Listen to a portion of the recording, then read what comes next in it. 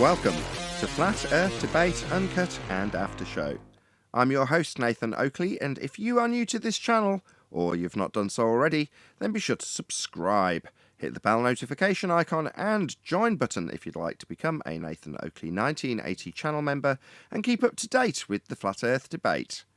If you would like to support the channel, there is a super chat that runs alongside each of these shows while they premiere, and there's also a PayPal, Patreon and crypto link in the info box below the video. Also below this video you can get £50 for swapping your UK electricity supplier to Octopus Energy, and this is a particular note if you drive an electric vehicle. Speaking of Patreons, I'm going to do a quick shout out to all of you who do support me on Patreon, so a massive shout out of thanks and appreciation first and foremost to new Patreon, CJC, Adam Price, Viber Oates, Bogey, Michael Kahn, Rob H, Ben White, Maximum Gravy, John Kays, Patrick Gunnels, Banter, Will Brax, Mel B. Styles, Troy Shuker, Maris, Hairy Blade, Mobile Max 777, Neo the One, Lost Cat FE, Rob W, Open Minded, Reese Pound, Del West Watson, Muted, Maria Neelands, Unbelievable Productions, Blue Ridge Ranger, The Real Gabster, Liam Nedrick Jr., Abraham Mohammed, Adrian Quintana, Skeptic 936, Life is Short, Texas Mike, and David Wayne Foster. So another massive thank you to all of you for supporting me on Patreon. Now I will hand over to whoever is in Discord and Google so you can enjoy their dulcet tones while I set up for today's live show.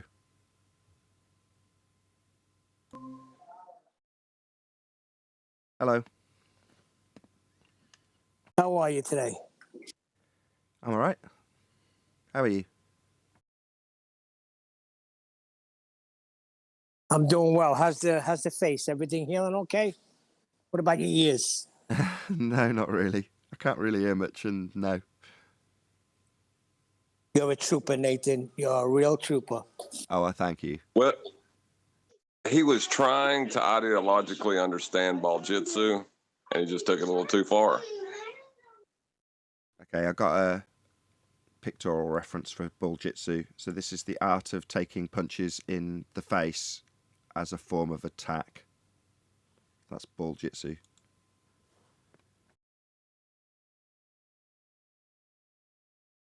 I could just imagine a baller like coming in and saying, "I'm here to chew bubble gum and slam my face into your fist as hard as I can, and I'm all out of bubble gum." Well, that was the guy yesterday. It's Duke Nukem. That was from that movie, right?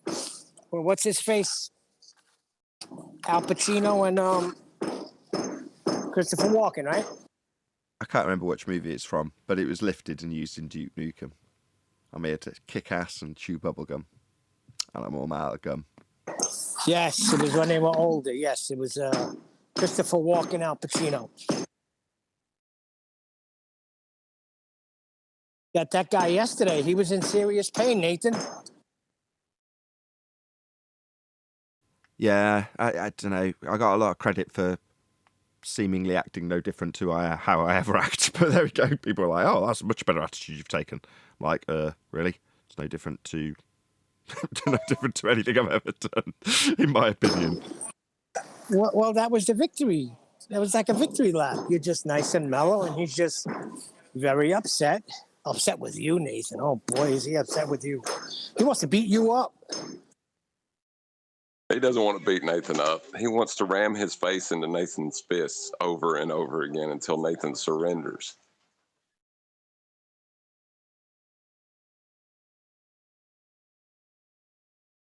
I'll get myself on mute while I'm laughing, I promise. It's just so I don't interrupt. I really felt like jumping in, but I was at work yesterday. I couldn't. I was like, you know what? I'm just going to listen to this guy share his pain. He's in deep, deep, deep pain. Well, we're just seeing like the tip of the iceberg as far as that goes, because there's no way that they're going to just stop and accept reality now. It's going to get worse. But it started by denying celestial navigation and repositioning it as though it's our claim, our flat Earth claim. It's like, no, it's just celestial navigation. You know, because they want to fight against the bits of celestial navigation that prove Earth's flat. So therefore they're our claim? No, they're not. So I don't know how long that will last. That's the only interim sort of defence to this argument we've had. Throw celestial navigation under the bus as though it's a flat Earth claim and doesn't work when it isn't, and it does. They're trying to pin celestial navigation on flat Earth. I mean, it's kind of true if you think about it, I guess. Yeah, I suppose, but that's not what I mean. I mean, they're trying to pin it on the stereotyping fallacy that is flat earthers and flat earthism, as opposed to pin it on the idea that the Earth is actually observably, measurably, and, elevation angle measurements show it's flat. Well, that bit is just, well, that's just flat earthers saying that. Let's debunk it. It's like, what do you mean debunk it? That's how it's done. It's just us pointing it out from your globe books.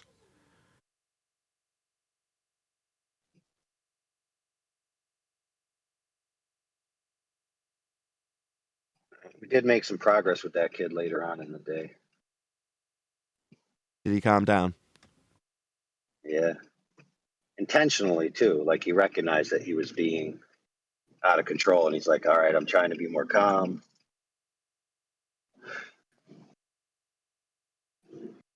He's got a lot of anger built up in him because, as far as he's concerned, the consensus view of the globe is right, and we're challenging it with stuff he can't get around.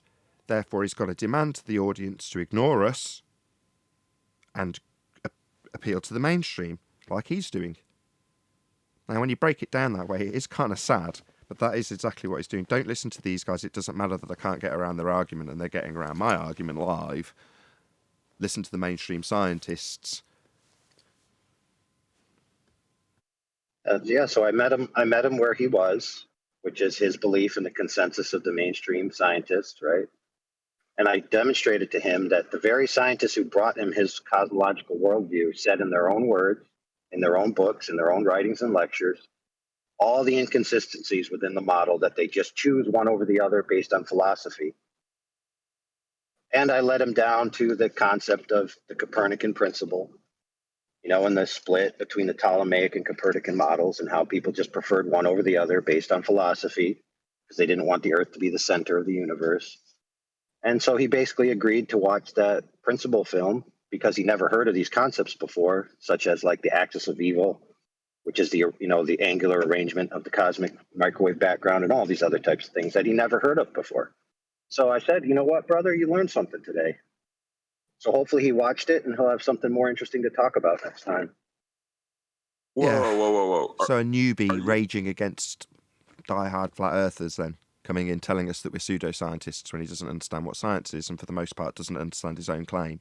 But listen to the scientists because I trust them and these guys seem to be proving them wrong, but just don't trust them when they prove my mainstream scientist wrong. Go on, John, sorry. Oh, no, it surprised me that the Principle's an okay movie, I guess, if you're just starting down this road, but it's not set up to really give you any solid facts. It's just dealing with their ideology, That is a fact. Okay, that is a solid fact that a dude needs to realize is that what he believes are facts are actually philosophy. And that's the fact that the principle demonstrates. Sure, that the founders of what he believes in were doing it based on philosophy, not science. No, we got that, and I think John's just saying, look, this is sort of early doors for most of us watching this kind of show, i.e. flat Earth debate, tip of the spear. Now, given the kind of stuff you were coming out with yesterday, Citation Police, advanced level stuff in this arena, and you were being ribbed by QE going, yeah, you're never going to get anybody coming here arguing that with you. I can't remember exactly what it was. But the point is that in this case, it's the complete opposite. It's like, the guy doesn't recognise that the globe's a philosophy. Okay, so that's really early stuff then. Mark Sargent level, because Mark Sargent shows the azimuthal equidistant projection as a tool to get people to recognise that there's other ways of modelling it. Now, I would say that's one step before where this guy's at, where he's like, so the models themselves are just ways of looking at things. Yeah, they are. But he's obviously very early doors to this subject, and it's just straight into the ridicule and what we saw, basically. Good morning. Morning. Morning, Tim. Are physicists allowed on the show? The guy wasn't a physicist, but again, he wants to No, I appeal was. to the audience to think he's got more credibility in telling them that they need to appeal to authority. Because why? Well, because I'm telling you and I'm a physicist. It's just lies. No, I was referencing myself. No, I appreciate that, but it's technically an in-joke unless I explain it. Yeah, I know. It's I deal with matter all the time here on the property when animals do their thing, so I qualify as a physicist. YouTube trimmed out a pun by you where What? we're talking about wardrobe science and you're trying to change the subject and you're like, right, finally you managed to sway the conversation to go away from wardrobe science. And I'm like, yeah, but I want to still talk about it. And you're like, well, I'm just going to do this presentation. If you just hang in there.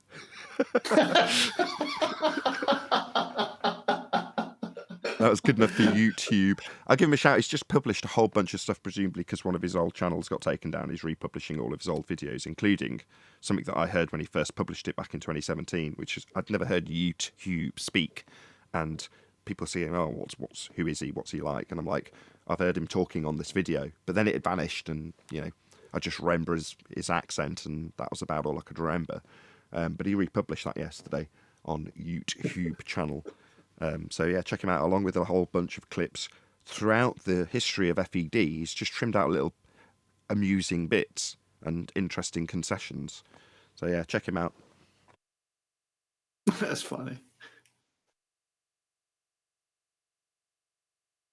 Me, Arwen, and Brian were talking about writing down the principles of Baljitsu and putting them all together in one place.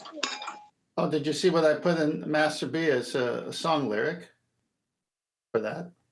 No. Yeah, it's a Master B. It's the last thing there, right after your link to join the show.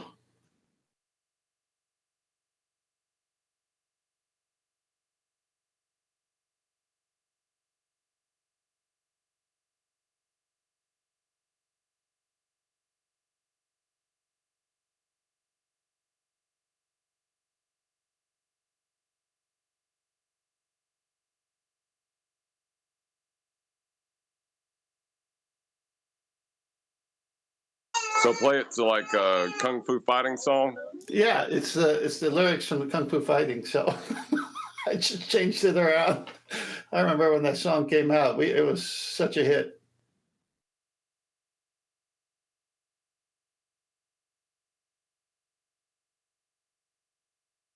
Yeah, it came out in the dirty 70s.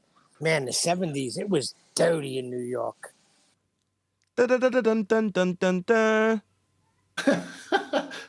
Everybody was They Baljitsu were fighting. funky Baljitsu men. Dun, dun, dun, dun, dun, dun, dun, dun, from the funky Baljitsu town. It doesn't quite work. We No, it were doesn't, chopping but- them up and chopping them down. I don't know. I tried my best at the spur of the moment after John put up his thing. So I was like, okay, this is reminding me of that song. I'm going to go see what those lyrics were again. Well, for whatever reason, it struck a chord because I did something similar, didn't I? I don't know where that's gone now. It seems to have vanished off my list in Master B. But there we go. I posted a little video. I did play it earlier. I left it queued up for the start of the show. I thought someone will mention Baljitsu, so, like almost immediately. So I thought I'll drop a link to this little trimmed out bit of like a Shaolin monk fighter in the MMA, just taking punches in the face. That was the first thing I saw this morning.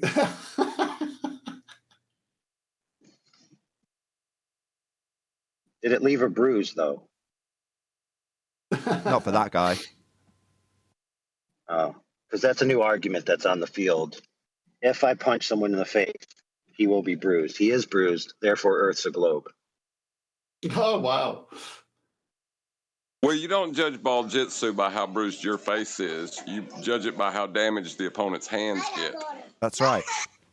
Yeah, but it's actually the way that this argument goes is you have to predict it before it happens, so that you avoid what they believe affirming the consequent fallacies conclude. Right. So as long as you can predict it pre hoc instead of post hoc, then it's not a fallacy. You know, like if I see boats go over the horizon. I followed right up until you said that, then it's not a fallacy. Oh no, they think it's not a fallacy. I got you. Okay.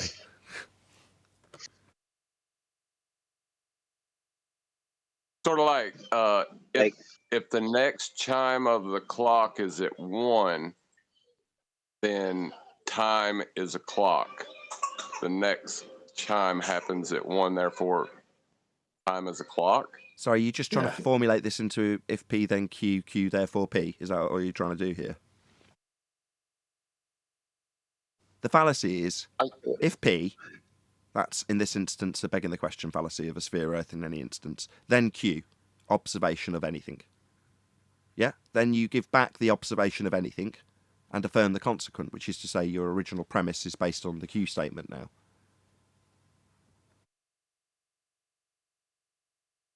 Yeah, that's most of their stuff runs that way. That's what I was saying. Is that what they're doing, or is it something new now? yeah, so as long as 99.9% of the you, time, yes, that's exactly what they do 99% of the time. They beg the question and affirm the consequent. Correct.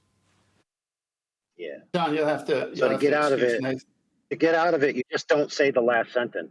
Correct. So that's another trick they use. They use the first half of the statement, then call you an idiot or something. So let's pick an example. If the Earth was a sphere, then we'll observe celestial star rotations or two star points. I don't know how they phrase it, but they just give you half the if P then Q statement. If Earth sphere, then star rotation. And they don't make it formal. So by leaving the formal logical fallacy incomplete, they think that they haven't committed the same fallacy. So it's like, well, okay, what you're saying is if Earth's a sphere, that's begging the question, then we'll see star rotation. But you don't add on, we do see the star rotation, and therefore my begging the question presupposition of antipodal star rotation is true. If P, then Q, Q, therefore P. John, you have to excuse Nathan at times. He has a propensity to get hung up on the keywords. This isn't wardrobe science. By I'm wardrobe still laughing. science, right, just again, so it's not an in-joke, we're talking about the science of traversing from Earth to Narnia in the same way you traverse from high-pressure gas on Earth to a second law of thermodynamics violation sky vacuum. That's equivalent, in this example, to travelling through the wardrobe science. You said 99% of the time. I think I would disagree with that because anytime they invoke a measurement, they're going to assume a flat plane first. Yes, that's our bad. It's 99.9% of the time to date. But that's going to change. That statistic will drastically change from here forth. Because, yeah, you can't start with your Earth's a sphere, because then you can't get your elevation angle. So, Nathan, did you really? so they're going to have to start with Earth being flat from here forth. So, yeah, that 99.9% of the time is our bad for not noticing that every premise they put forth started with elevation angle measurements and therefore a flat plane. So, yeah, that'll slide, that statistic, John, but to date... Nathan, did you know when you debate wardrobe science, it's always a closed finish?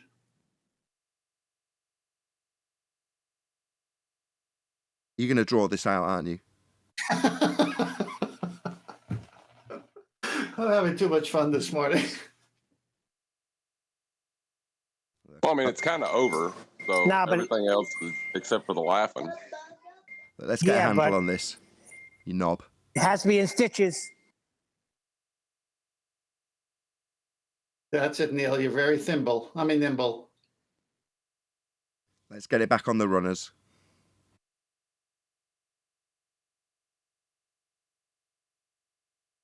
Oh, you know, it's fun. We have a lot of fun, do we not? Since we live in reality, we're not in pain. We're not trollers. I don't know. Sometimes it feels a bit flat packed. Sometimes.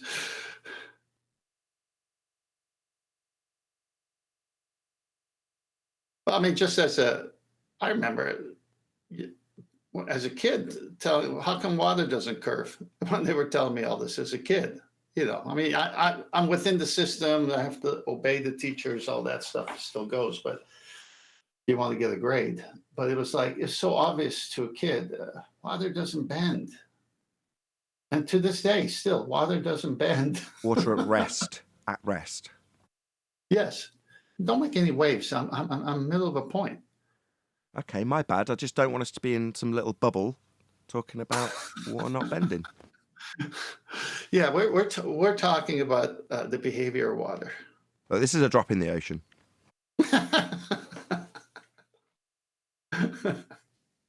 Well, it's just fun to live in reality because you can have fun. You can sleep good at nights. You can make jokes.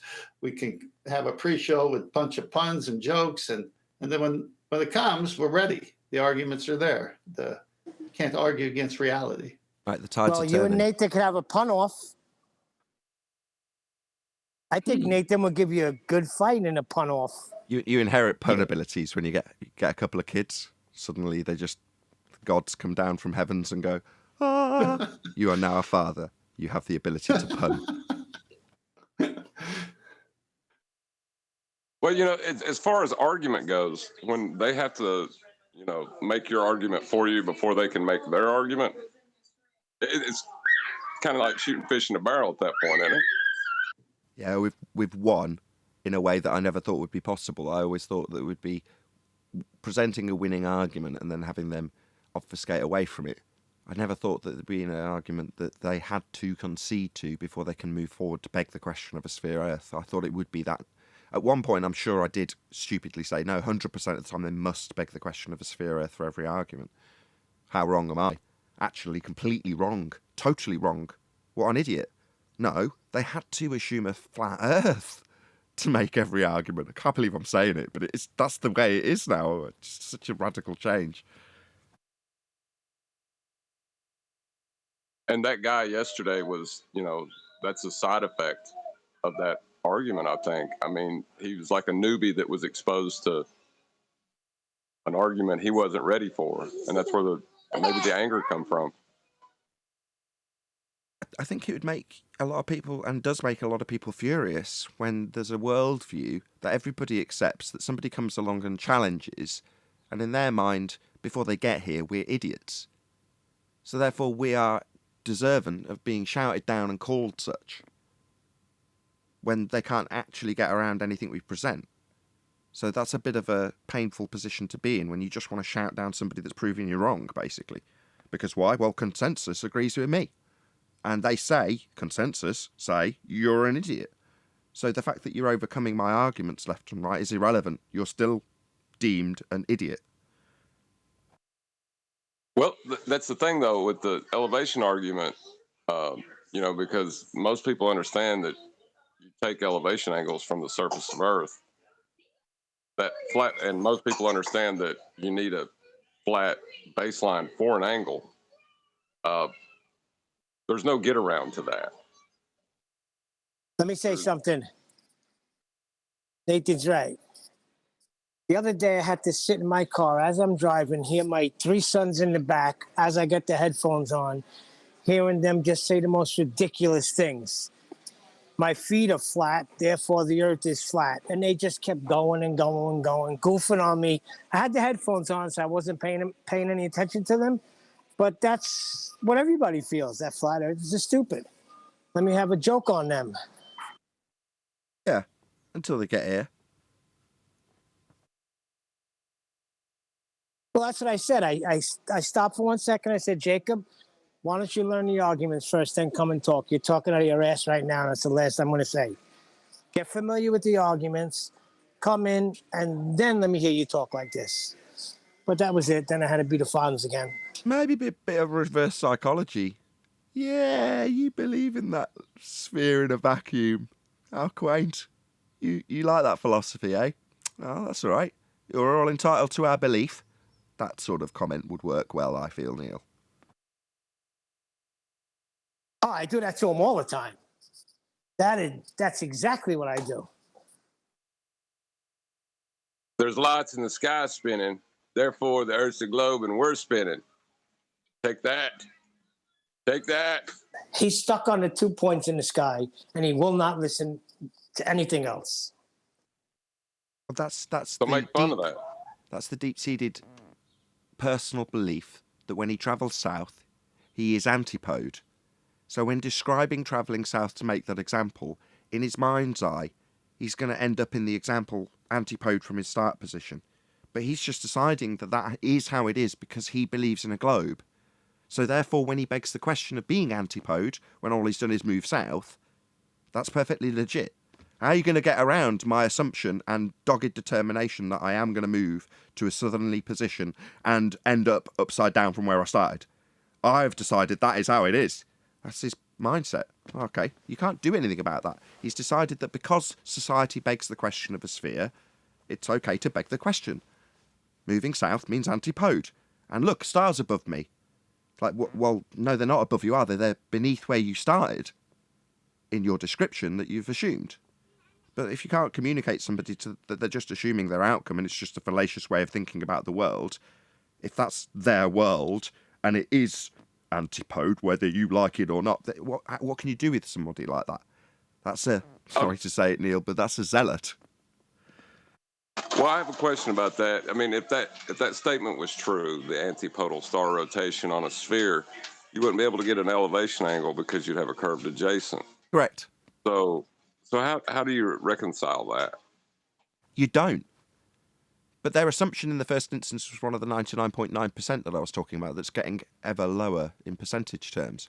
Because, correct, how are you going to get an elevation angle to make your assumption that you're moving antipodal? What are you measuring? You're talking about stars? All right. Yeah, when we measure those stars, we measure them off a flat plane. And the model derivation came from that flat plane and the angle measurements to those stars. To then bend it round for you to assume that you're moving antipodal? No, I'm afraid not. But again, if that person's like, yeah, but when I move south, I'm antipodal, I'm upside down. Are you? You'll never experience it in any way, shape or form, but your assumption is that you're on a sphere, therefore when you move south, you're antipodal. Begging the question, basically. Circular reasoning. Well, that and it violates measurement. It goes against measurement. It's wrong.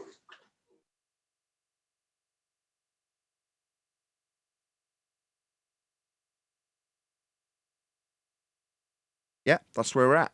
What a revelation. That whole argument is a bit upside down for me. I've never really cared for it. Well, the biggest thing the globe ever had going for it was its claim that it was measured. They didn't say it was measured off a flat Earth, but it was measured. Yeah, that's their claim in the first instance, that they've got measurements, geometric, Earth curve. That's what their claim is. Did you hear the short I trimmed out from yesterday? Obviously, 99% of it was completely unusable, despite me getting praise in the live show comments. I don't really know why. But there was, I don't know, 30 seconds worth of usable trimmable material from the guy denying that we have a geometric horizon. That's a Earth curve measurement. Yeah, that's an interesting thing. Just prior to that, the very thing that we should see to prove their philosophy, no one can see, and they can't even see it. Well, that was Ball Fu at its like peak performance. He said there is a geometric horizon, we can see it, and then he told you why we couldn't see the geometric horizon. Yep.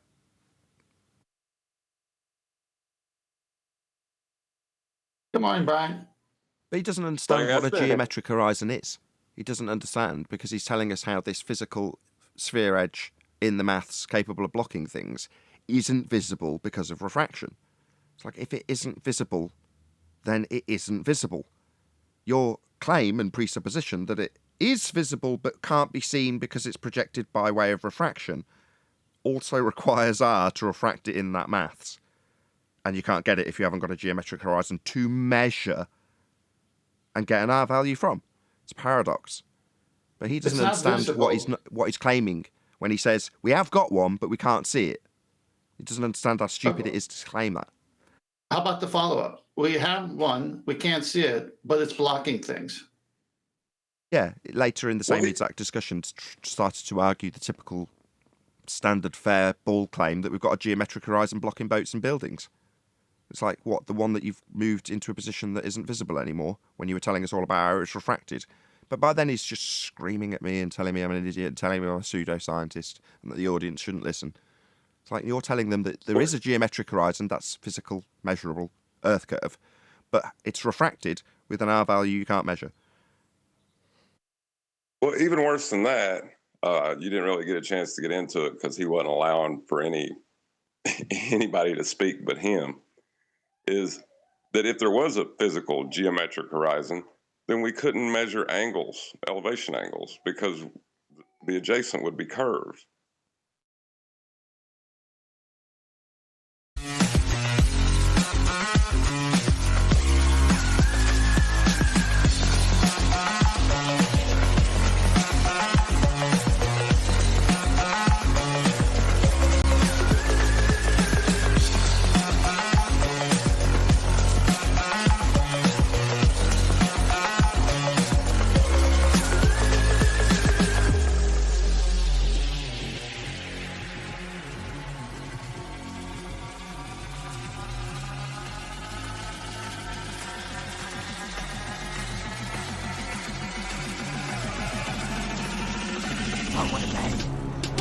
Welcome to Flat Earth Debate Live. I'm your host, Nathan Oakley, and if you are new to this channel, or you've not done so already, then be sure to subscribe, hit the bell notification icon, and join button if you'd like to become a Nathan Oakley 1980 channel member and keep up to date with the Flat Earth Debate.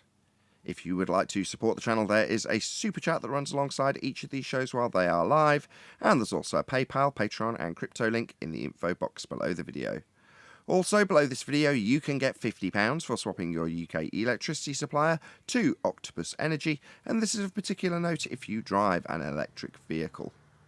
Most importantly, if you'd like to join the discussion, simply mute the page you are currently watching, then click the link in the info box below this video to join the panel and express your views on the nature of Earth. If you do join, please don't swear. If you do, you'll be ejected, and if you are, please don't try to rejoin the stream using sock accounts. You'll be warmly welcomed back on the next stream. Please also share the show on social media. Sharing the show obviously increases the live audience, but this in turn increases the chances of a more diverse panel, so please share the show on Facebook and Twitter. Now, we are joined by somebody interrupting my introduction, distracting me out the corner of my eye, which is of course Eli, Refracted Curvature, 10th Man, Brian's Logic, Neil, and a whole bunch of people in Discord. So welcome, one and all. Good morning, Nathan and audience. Hey, good morning. Good morning, Eli. Distracting me in my intro. Good to have you. Hey, Eli's coming. Eli's coming, Nathan. Watch out. Yeah, I'm watching. Any evidence of a physical geometric sphere edge? That's a horizon formerly known as Earth curvature.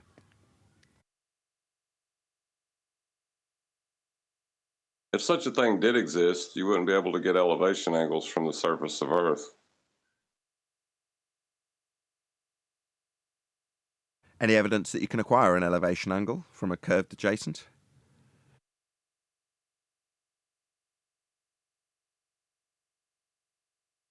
No, the If surface such of a Earth.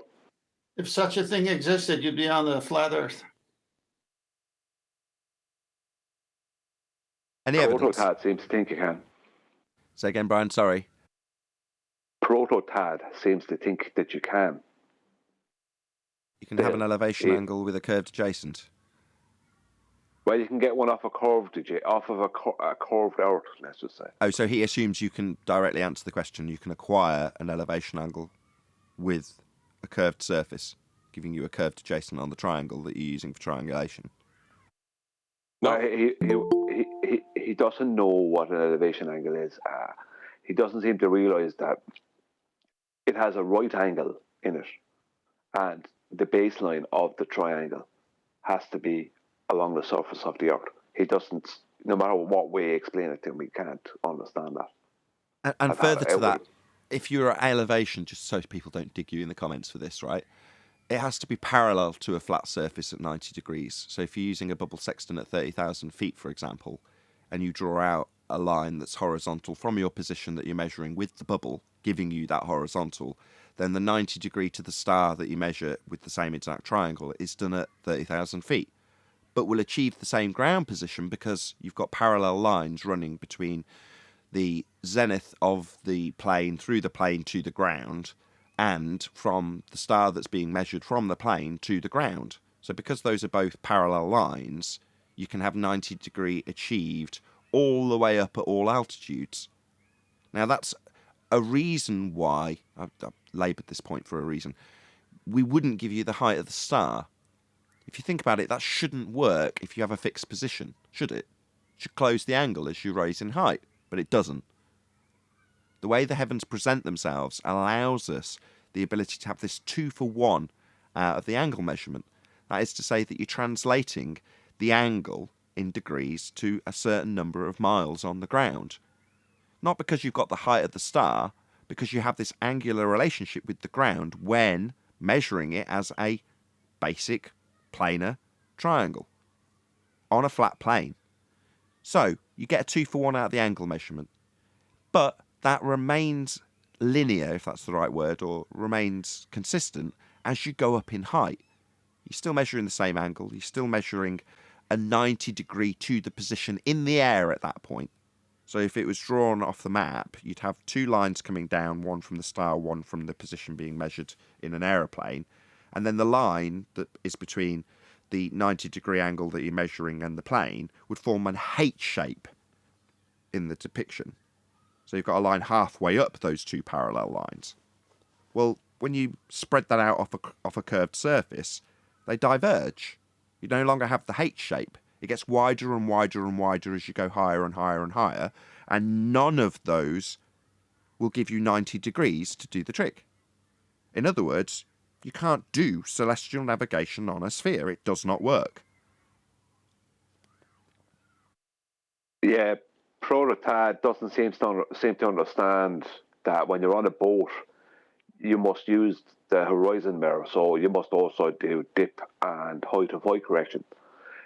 The furthest I can get him to get to is that he'll say that the dip goes down to a geometric horizon, and then he stops there. He can't go past that point. He can't seem to understand that you're correcting the angle, so you end up with a 90 degrees underneath the boat at the surface of the water, and another 90 degrees at the GP of the celestial body. He can't get to there. Yeah. He doesn't understand what an elevation angle is. Well, it's described as a height of eye correction, and as you say, you're bringing the angle down at the fixed point to make it 90. So you're widening the angle at the point of the GP of the star and lowering it to the ground. It's a height of eye. Well, however high you are off the deck, you lower it to that point. But that lowers the angle to correct it to the deck.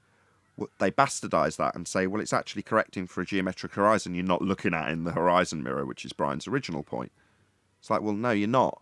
You're lowering the angle down from your position to the deck, not lifting the angle from an invisible horizon we don't see in maths that we aren't using when we look at the actual horizon. There's no geometric horizon involved at all. Yeah, he thinks, from what I could gather, from what he said the other day and what he's been saying to me on YouTube, he thinks that the dip to this geometric horizon suddenly comes up and becomes a celestial horizon and not the visible horizon. So it goes from a mathematical geometric horizon that he doesn't even realize is just mathematical to becoming a celestial horizon. But that is basically the same thing as using a bubble sextant, as what you stated from or described from an airplane, Nathan.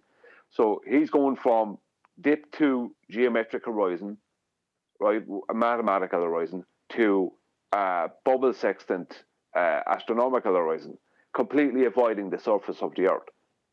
Whereas that's not what happens on a boat. The horizon mirror goes to your visible horizon, the real horizon, and then you correct for the dip and height of eye, which brings the vertex of that angle down to the water underneath your boat, creating a 90-degree angle underneath the water, underneath the boat at the waterline.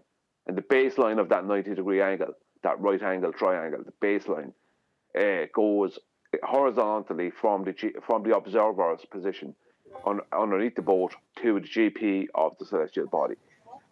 Him and all the rest of them, they keep doing their best to avoid the surface, because the surface is flat and they know it, and it's the one place they're going to lose every time. They lose with the celestial, as what he calls the celestial horizon, as well, which is just the astronomical horizon, the eye line horizon. They lose with that too, but they don't realize. But every time they have to avoid the surface, because the surface, they know they can't show any curvature.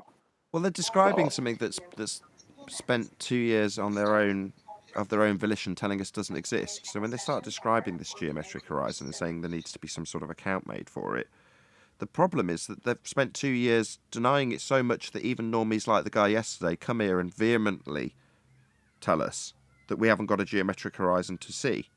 It's not there, we don't see it, it's not there because of refraction. Well, if it's not there and we can't see it, we can't measure it, and you're not going to be accounting for it in some mathematics that doesn't actually involve it when you're looking at the actual horizon that presents itself and then doing a height of eye correction. There's no geometric horizon involved, we don't have one. You know, we're being told all day long how we don't have one. So while you're saying, Thotoplad or whatever his name is telling us how we need to account for the geometric horizon, why is it that the guy yesterday got really angry because we just didn't understand how we don't have one and it's refracted? Don't we understand how it's all refracted and we don't have one? Like, well, we're being told left and right that we don't have one, but you're telling us in this maths that we should be counting for it when we do height of eye correction. No, definitely not. Yeah, but what they don't understand, from what I can gather from this guy Prototad, what he doesn't understand, and this is the big disconnect, because they have to avoid the surface, because the surface is flat, right? When it comes to the changing of the vertex down to creating a 90-degree angle underneath the boat, what they're doing is his horizon mirror is going to the visible horizon. But then he's mathematically bringing the dip to a geometric horizon, which is just a mathematical horizon. And then he's going up and creating a celestial horizon, completely avoiding the surface. But what they're forgetting about is, if you were just going to use a celestial horizon, right, you would do that with a bubble sextant, and you wouldn't do that, you wouldn't do that on a boat. Because on a boat, you don't use a bubble sextant because they're not going to be steady. You need to use the visible horizon and correct for dip and height of eye down to the water underneath the boat. So what they're trying to do is, what he's talking about with his dip to this mathematical geometric horizon, what he's talking about there makes absolutely no sense whatsoever if you're going to use a celestial horizon. Why would you do a dip at all? You would never do a dip if you're going to use an astronomical horizon. You'd never do a dip. But if you're on a boat, you have Stag, can you mute? That's the second time he's been off mute like that. Stag, Stagoli.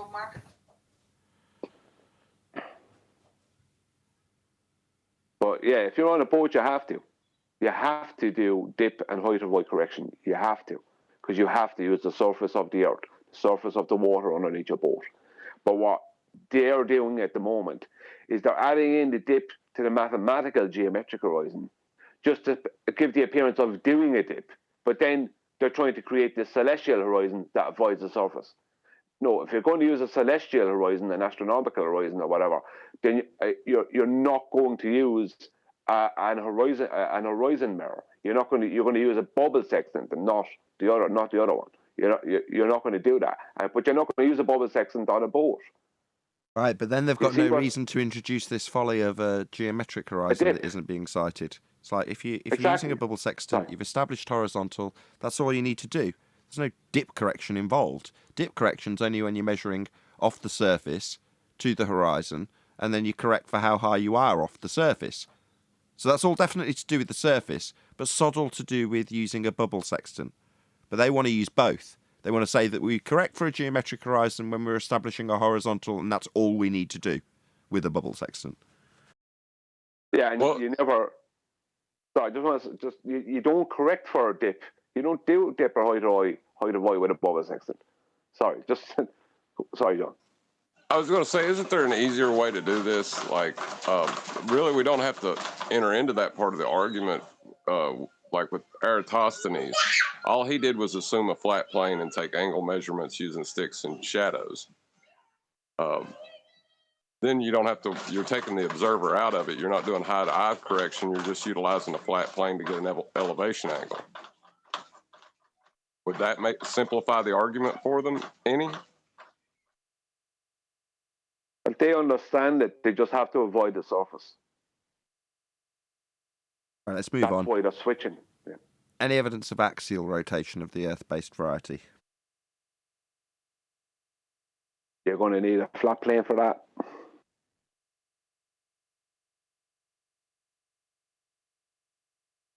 Sorry, remind me, are they going to need a flat plane for axial rotation? Well, that involves an R value, and to get the R value, you're going to need flat Earth elevation angles to collapse to create a dual R value. Gotcha. So to assert an axis and a radian value, you need an R value, and you need a flat plane to get it. Very good. Any evidence you can have gas pressure without the necessary antecedent of a container to press upon, for all the space fundies out there?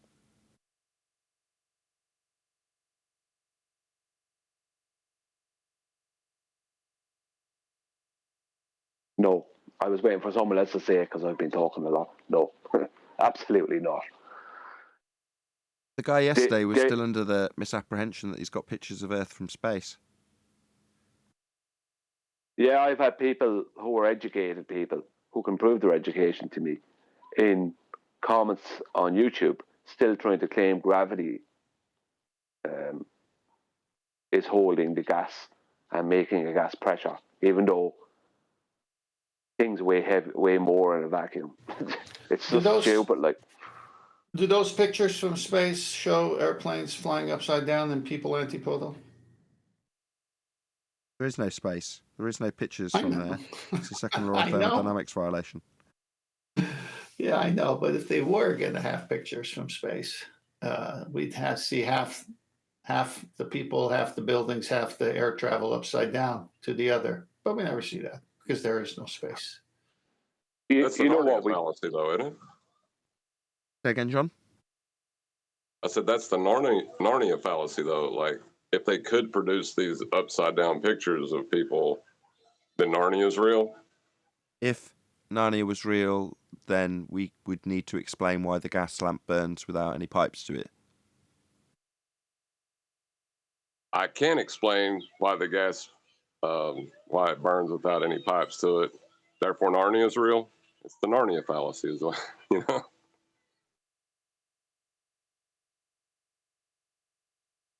Any scientific evidence of gravity? Just before you go off, Brian. Because this will lead into the gravity question. As I said, this is with educated people I've dealt with, and they can prove their education on YouTube. When I asked them to prove gas pressure without a container, they start telling me about a force of gravity that creates a pressure gradient and gives us the most pressure at ground level, right? And I say, well, there's two problems with that. Number one, you need to show me a physical demonstration of this in a laboratory, at which time they go to, and I obviously throw in that what they're claiming is 107 years out of date, at which point they go to how they couldn't show that because they need a big enough mass, right, to create the gravity, number one, right?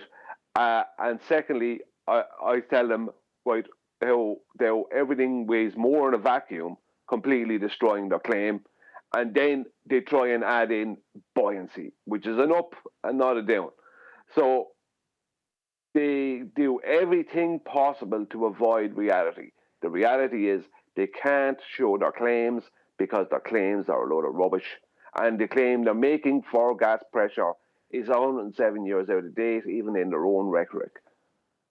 And that is gravity.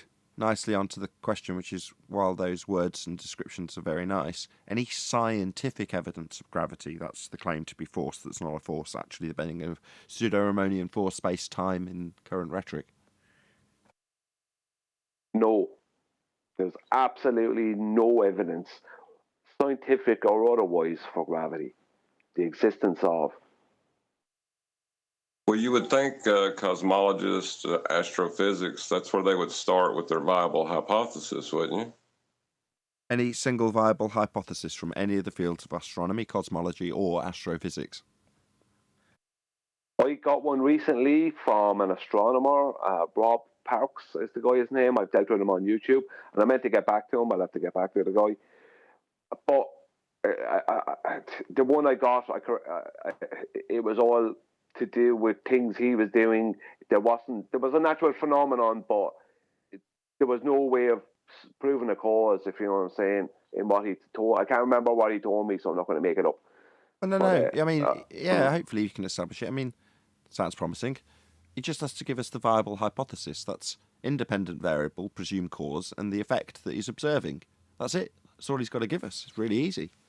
Just ask him. Just say to him, "Can you give us the independent and dependent variable?" Because all we need is a viable hypothesis. We can formulate the null for him. Yeah, I actually meant to go. I actually did ask him basically that, and I meant to go back, and I'm getting so much trolling comments. I lost his comment.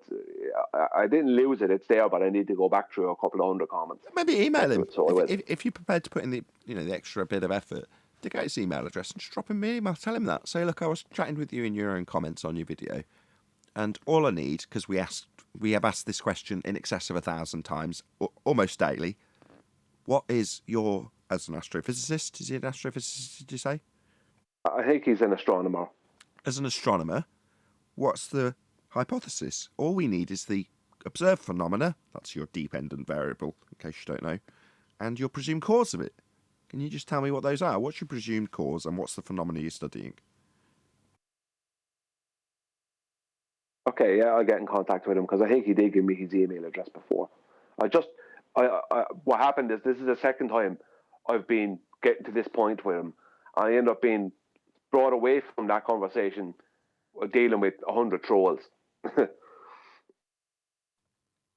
Speaking of 100 trolls, there's over 115 people watching, so please share the show. The only reason there is 115 plus people watching is because people share the show. So smash that share button. Any evidence of a self-perpetuating molten iron core at the centre of a presupposed spherical Earth? That's ridiculous. But my wife did ask me the other day, but where are all the professional people, like the scientists? How come they're not? I know what she was getting at. I said, "What are you trying to say? Like what we say don't count because it's not coming from somebody that claims to be a scientist? That Neil deGrasse Tyson's not saying this?" That's celebrity, not science. So when she says, Correct. where are all the scientists? It's like, what is a scientist? Explain to her what science is. Say, I science. did. I asked her that. But you don't have to ask her, just tell her. Say, when you say scientist, you've been deceived into believing that men that tell you things are right because they've got this word on their badge, science, when science is actually the establishment of the cause of a naturally occurring phenomena. Well, when you understand that that's what science actually is, it makes you beg the question, or makes you question, when people say, I'm a scientist, really? What is it that you have done to establish the cause of a natural phenomena in the instance that you're talking about? If you haven't, and you've just declared your allegiance to science, you're actually, by definition, a pseudoscientist. What's pseudoscience? Pseudoscience is a claim of science where there has not been an application of the scientific method. That's pseudoscience. So your Neil deGrasse Tyson is, by definition, if claimed to be science or a scientist, a pseudoscientist, because he hasn't applied the scientific method. So when he infers that he is science, science is right whether you like it or not, meaning I'm right whether you like it or not, because he hasn't done any science. None. Yep. Well, he Well, did do a little math to figure out why the field goal went in. That's math. with an assumption of an Earth turn that doesn't affect the blimp or a plane or a hot air balloon or anything else that's not attached, like the football he's claiming's got the Earth turning underneath it. Yeah, that's still maths. Nonsensical maths that doesn't pad out in reality because of the contradictions I just listed. Well, nobody in that field does the scientific method. It's leaps of logic. It's guesswork, Nathan. A quote from Michio Kaku, basically describing how they're not using the scientific method in any of these fields. And they're not, making them, if claimed to be science, pseudoscience. And that's the problem. We've all been deceived with pseudoscience after being taught how empirical that method, that science, is. So when you hear the word, you assume the person telling you something has empirical reasoning. And it's not empirical reasoning that makes something science. It's the establishment of cause and effect by way of systematic experimentation based on a hypothesis after observing a phenomena and assuming the cause of it, and then varying it to see if you were right. And if you are, you've done science. If you haven't, and you're claiming science, you're a pseudoscientist. That's basically what we've got. You don't understand, Nathan. See, we have this heliocentric belief, and we've modeled it, and we calculate, and the math works. Still math. Physics deals with the physical and natural world. Physics, physical. Maths is abstract. It's just a description. It doesn't have to even describe something that's actually physically occurring. You can describe the bending of a fourth dimension. That would be gravity in its current terms. Well, you could describe anything. Interesting. Just invent a dimension and bend it. Interesting thing about the maths is it's all built on a flat plane. That's true. What do you guys got against calculations? Come on now. Nothing. I haven't got anything against calculations. Maths is fun. Hooray for maths. Meanwhile, we deal with physics on this show. Well, I told my wife, you don't consider us professionals? Are you kidding me? Don't consider us what, professional? You didn't say you kidding me to our Neil? I was Professional gonna what? because that's my only thing. Professional what? The only thing I'm a professional is a YouTuber. That's it. That's my profession. But what do you mean? We're not professional. No, that's not correct, Nathan. Exactly. No. Tell him, Brian. Yeah, that's not correct. Technically, you are a subject matter expert in the flat globe topic. Okay. Like it or not. Fair enough. Yeah. You know what? I told that story that happened to me. It's at least a couple of years old now. I was sitting in my friend's restaurant at the pizza bar, and this guy was there, and we started talking. He's a he's a dentist, has several offices, very educated man, family very educated, family went to universities. So we're sitting there and we're talking, and I throw some of the housekeeping questions on him, and I start describing things the way we've learned here on the show from subject matter experts that come on the show. And he looked at me, he says, my goodness, what university did you go to? I said, I didn't. He said, no, you know more than my siblings who went to universities. How do you know so much? So, yeah, once we get the knowledge and we dig through self-study and we're able to discern, we are as much subject matter experts as they are. Claim to be. They, that is. All righty then. Yep. I mean, do you need a diploma to tell the truth? Do you need a diploma to have an argument that stands the test of time? Can you measure an elevation angle with a curved adjacent? Yeah, Nathan, could you not go into a university and hold a classroom, or whatever, an auditorium, to attention in there on this subject? Absolutely, you could. Yeah, probably. So what? We do that daily on this show. That's right. You do it daily here. Yeah, so you're subject matter expert. I agree with you in principle because I label the show education, and that's what I consider it. Who actually first brought this to my attention was Adam Meakin. Adam said, no, he said to me, only just before Christmas there, he said, no, you're a subject matter expert.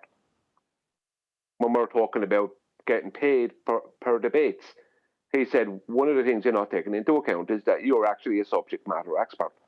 So you should be getting paid, not just because you don't want your time wasted, because you're giving your time as a subject matter expert. And he's right, I am.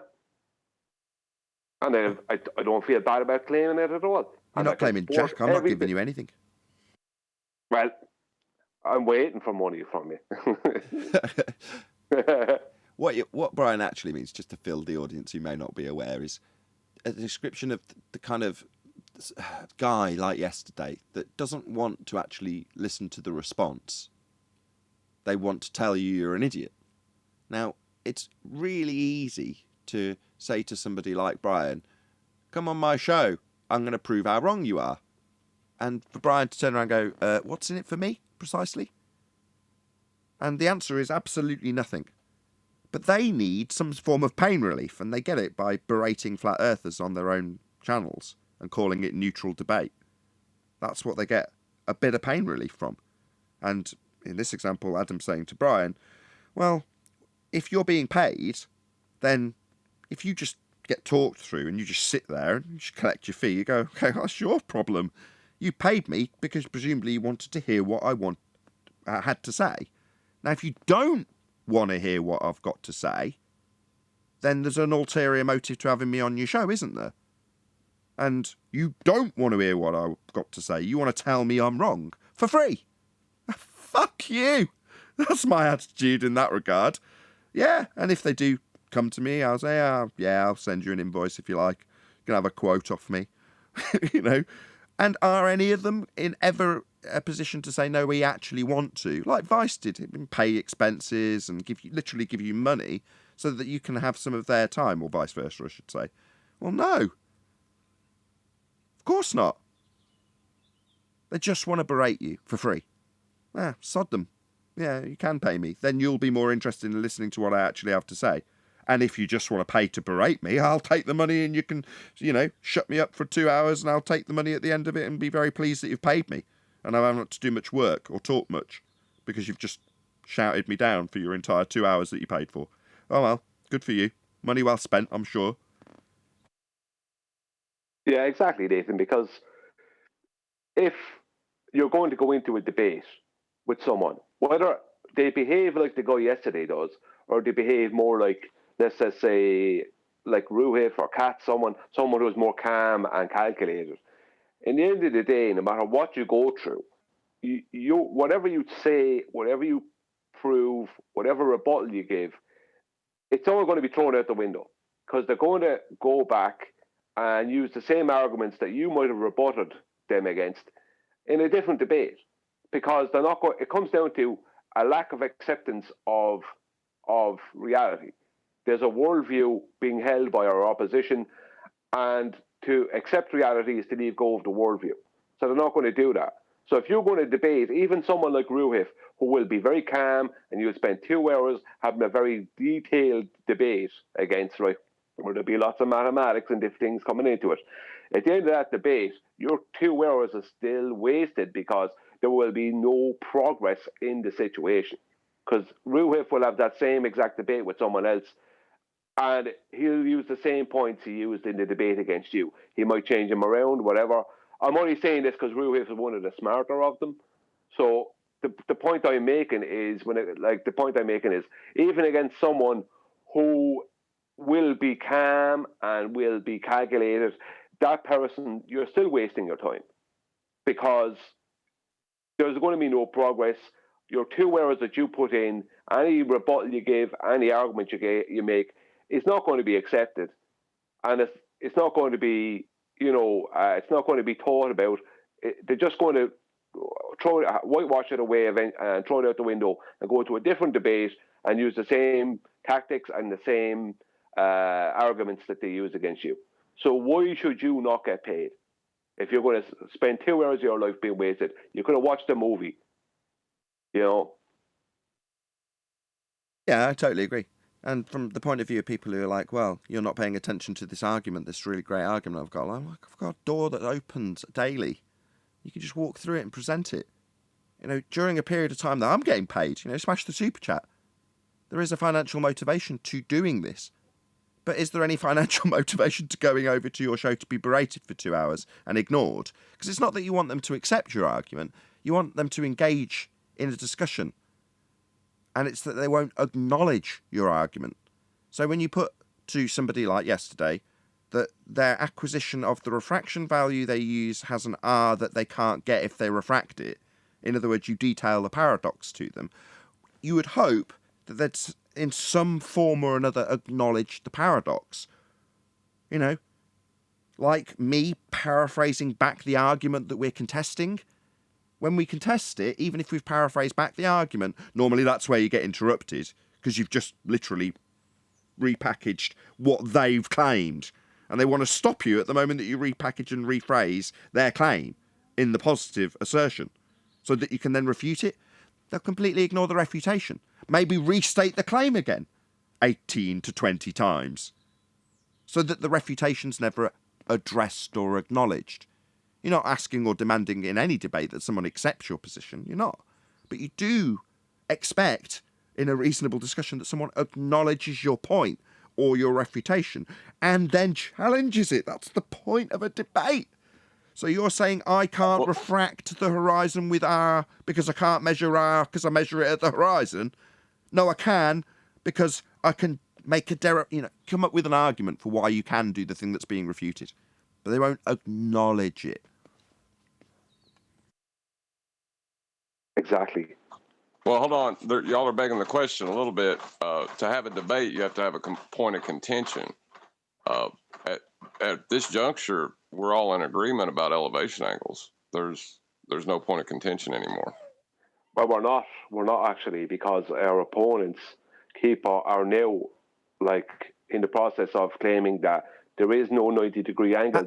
Careful. No. Don't buy that. That's not them fighting us. That's them fighting the process of celestial navigation. So don't get confused, because they've attempted at this stage, Brian, unless you latch onto this, hopefully my words will hit home. So long as they can reposition what is actually celestial navigation to being flat earther, use of 90, then they can argue against it without the audience realising that they're not actually fighting us anymore. Yeah, they're fighting how it is done. Not by flat earthers. These aren't flat earth references. They're fighting against their own version of it if they want to challenge anything we present. Thanks to 10th and his fastidious use of globe earth rhetoric with flat earth elevation angles being measured. Now, yeah, it's flat earth elevation angles proving our argument, but that is just that method, not our claim about the method that's wrong. No, absolutely, Nathan, you are correct. The guy who's doing this at the moment, one of the guys doing this at the moment, he had to be pulled on the straw man arguments he was using here a few days ago, when he was claiming this is how ye do it. It's like, no, it's not how we do it, it's how celestial navigation do it. And I've had to do the same exact thing with him since then on YouTube comments, where I've had to correct him and state, no, this is not my claim, this is celestial navigation. So what you said is exactly what's going on. They're trying to repackage the reality and make it seem like we have a version and they have a version. No, there is one version, and it's the celestial navigation version, and that's the version that we are presenting, not our own version. Shh, don't say 90. Well, that's the thing, though. If all they want is to spout delusion at you and deny their own claims, they're not interested in a debate. Don't call it a debate, because that's not what it is. There is no debate to be had. Yeah, exactly. That's why people are like, why did you say that you hate this guy? It's like, because at the moment that you start entering into a discussion where you are arguing against celestial navigation, repositioning it as a flat earth claim, which it isn't, and denying the tenets of the celestial navigation, you just become a scummy, lying pig. And you're not entering into debate. You're denying the premises of a function that is done the world over and calling it a flat earth claim, and then saying it doesn't work like that. That being the way it's documented as working, yeah, it does. It's not my claim, it's just how it is, and it just proves we're on a flat plane. You don't have to like it, but don't reposition it as mine and say it's wrong. I just looking there at what you have at the moment being presented. You have the denial, anger, bargaining, depression, and then acceptance. At the moment, I think we're very much in the anger area of that, because I have noticed in recent times, in the past recent months, that there's been more threats of violence being sent towards me, and innuendos about violence sent towards me in YouTube and places. And you then yesterday, the guy was threatening to come through the screen and punch you and all this. So I reckon they spent a long, long time in the denial phase, and now they're heading into the anger phase. And then after that, there's going to be bargaining.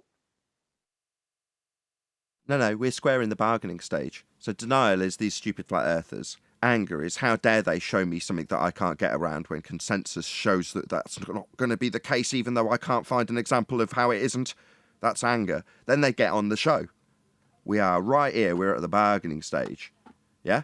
And then, who is it, the guy that came and then disappeared because he couldn't cope with it? Was it, Headmaster or something like that? Oh, that was... Z-Man. Whoever. Yeah. There's been several examples of people who we've been informed after the fact that they can't cope with arguing with us flat earthers. And they get very, what's the next step? Depressed. Yeah? They go away in a mope because they can't cope with it, because they can't get around the arguments. They haven't accepted that Earth's flat. They've denied it, got very angry about it, argued the toss with us, and then gone away and got depressed about it. You know what's next, lads? Acceptance. And that's where we're at now. We've seen all of these stages. But now we're at the, as John keeps highlighting daily, and I'm grateful that he does, at the acceptance stage. You have to accept that it's flat to get an elevation angle, don't you? And if you've been through all these phases, through 2015, say, for the sake of argument, for the die-hard anti-flat earthers, yeah, you're at that stage now. It's acceptance. But you've already got angry about it, haven't you? Yeah, you've already argued, you've already been on flat earth debate and left, and had a bit of depression, reiterated, maybe regressed to anger, back to denial again when you're talking about geometric horizons, Ruhif. Yeah, they regress and jump through these stages. But we're still in the debate, the acceptance stage. You've got to accept a flat earth to move forward in this discussion. To regress, you've got to be here. You've got to accept a flat plane to get elevation angles, to then be angry with us and then bargain again, and then you're back to acceptance eventually.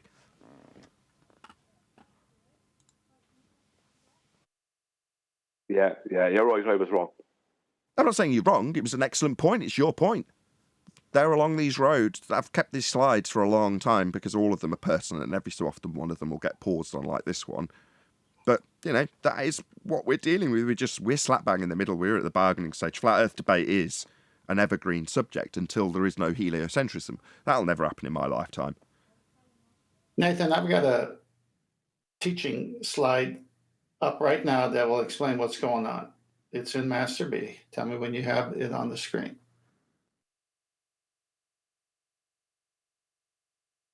Just give me 30 seconds. Yeah, no problem. It's in Master B. Celestial navigation theory, right? Yeah. So when I was researching this topic, this is what I would run across. Let me just read it for the audience, and then you guys see if you could tear it apart where you see the fallacious argument and violation of the law of non-contradiction. And this is why when they draw pictures, it even gets worse. Here we go. Okay, you've measured the altitude of the sun and written down the time you did it. Why? Look at figure 3.1. Whenever you take a sight of the sun, you are 1 point of a large right triangle. The difference between a conventional right triangle and this one is the base of yours is not a straight line, but an arc. It's not just an old arc. This particular arc is the great circle track between you and the point on the Earth that is directly under the sun, a point known as the geographical position, but usually written as an abbreviation, GP. Great circle arcs can be measured in degrees, and it is a happy fact that in this bulgy bottomed triangle, the number of degrees in the bulge equals the number of degrees in the angle at the apex. Because the two acute angles of a right triangle add up to 90 degrees, remember, The angle of a triangle must add up to 180 degrees, and a right angle equals 90 degrees. The angle at the apex must equal 90 minus the angle at your point, the angle you measured with your sextant. So, by taking a sextant shot of the sun and subtracting the angle from 90, you can find out how far you are from that point on the earth that is directly underneath the sun. Isn't it amazing what you can do with a couple of mirrors and a little trig? It's great. There's no trig. Sorry, Nathan. No, you launch into the cry of the anti-flat earther, Brian. Feel free. Yeah, there is no trig being used there whatsoever. Elevation angles, right triangles, do not have curved baselines. So there is no great circle routes being used. There is only straight lines, horizontals, for the baselines. There is no trig. That's what you just read out there, Tent, is complete and utter nonsense. You could not use a right triangle in that position, and no right triangle has a curved baseline. They even go as far as saying it's got to add up to 180. Who said this? Celestial navigation in a nutshell. They all say this. Yeah, but who put out this? This is the book called This is a book called Celestial Navigation in a Nutshell. But they all say this. This is what I'm running across. This is what I'm trying to say to the audience: is that when you read these books on celestial navigation, they will have pictures of a tangent plane all the way out into space until the sun is directly over it, and say that's working on a curved adjacent, which it's not. Then they have it in a written form like this, which is total horsebunk. I mean, this is nonsense. But they'll read it and they'll say, oh, okay. But at the same time they're reading it, you subtract from 90. It can never be over 180. And it takes 3 straight lines to be a 180 triangle. I mean, this is nonsense. Yeah, you can't. There is no angle to be had when you have a straight line and a curved line. There is no angle. You can't create an angle. Even AutoCAD won't do it. How could he say in one sentence it's bulgy at the bottom and then says it's got to add up to 180? Yeah, it's not a triangle then. It's not an angle, a right angle triangle. It's just contradiction of reality. Yeah, there can't be 100. There can't be 180 degrees on a curved surface. That's incorrect. Or on a triangle with a curved adjacent, you mean? Well, no, I'm saying 180 degrees is a straight line. There can't be a straight line on a curved surface. Why would you ever do dip and height of eye correction if you're going to do that? Why would you be bothered? No matter, even if you're 100 foot off the water on an aircraft carrier, why would you ever do it? If that was what was reality, you'd never do it. The 100 foot wouldn't matter. Before I ask the next housekeeping question, I just want to say almost 150 people watching, so somebody's definitely shared the show. Thank you very much if you smashed the share button. If you haven't, Nathan, please smash the share button. Any evidence of the distance to the sun? Hang on, Nathan. This is a very important part. I can put probably hundreds of these up. When someone reads between the lines and says, okay, I have a book on celestial navigation, and then comes on your show and says, it's not the way you guys say it. I just read a book and it says it can work with a bulgy bottom. You say, can I see the citation? And they put the citation. What's the first thing you would bring up if they brought the citation? That's how you get an elevation angle from a curved surface. And then the citation itself says what? Minus from 90, 180 total. It's a right triangle.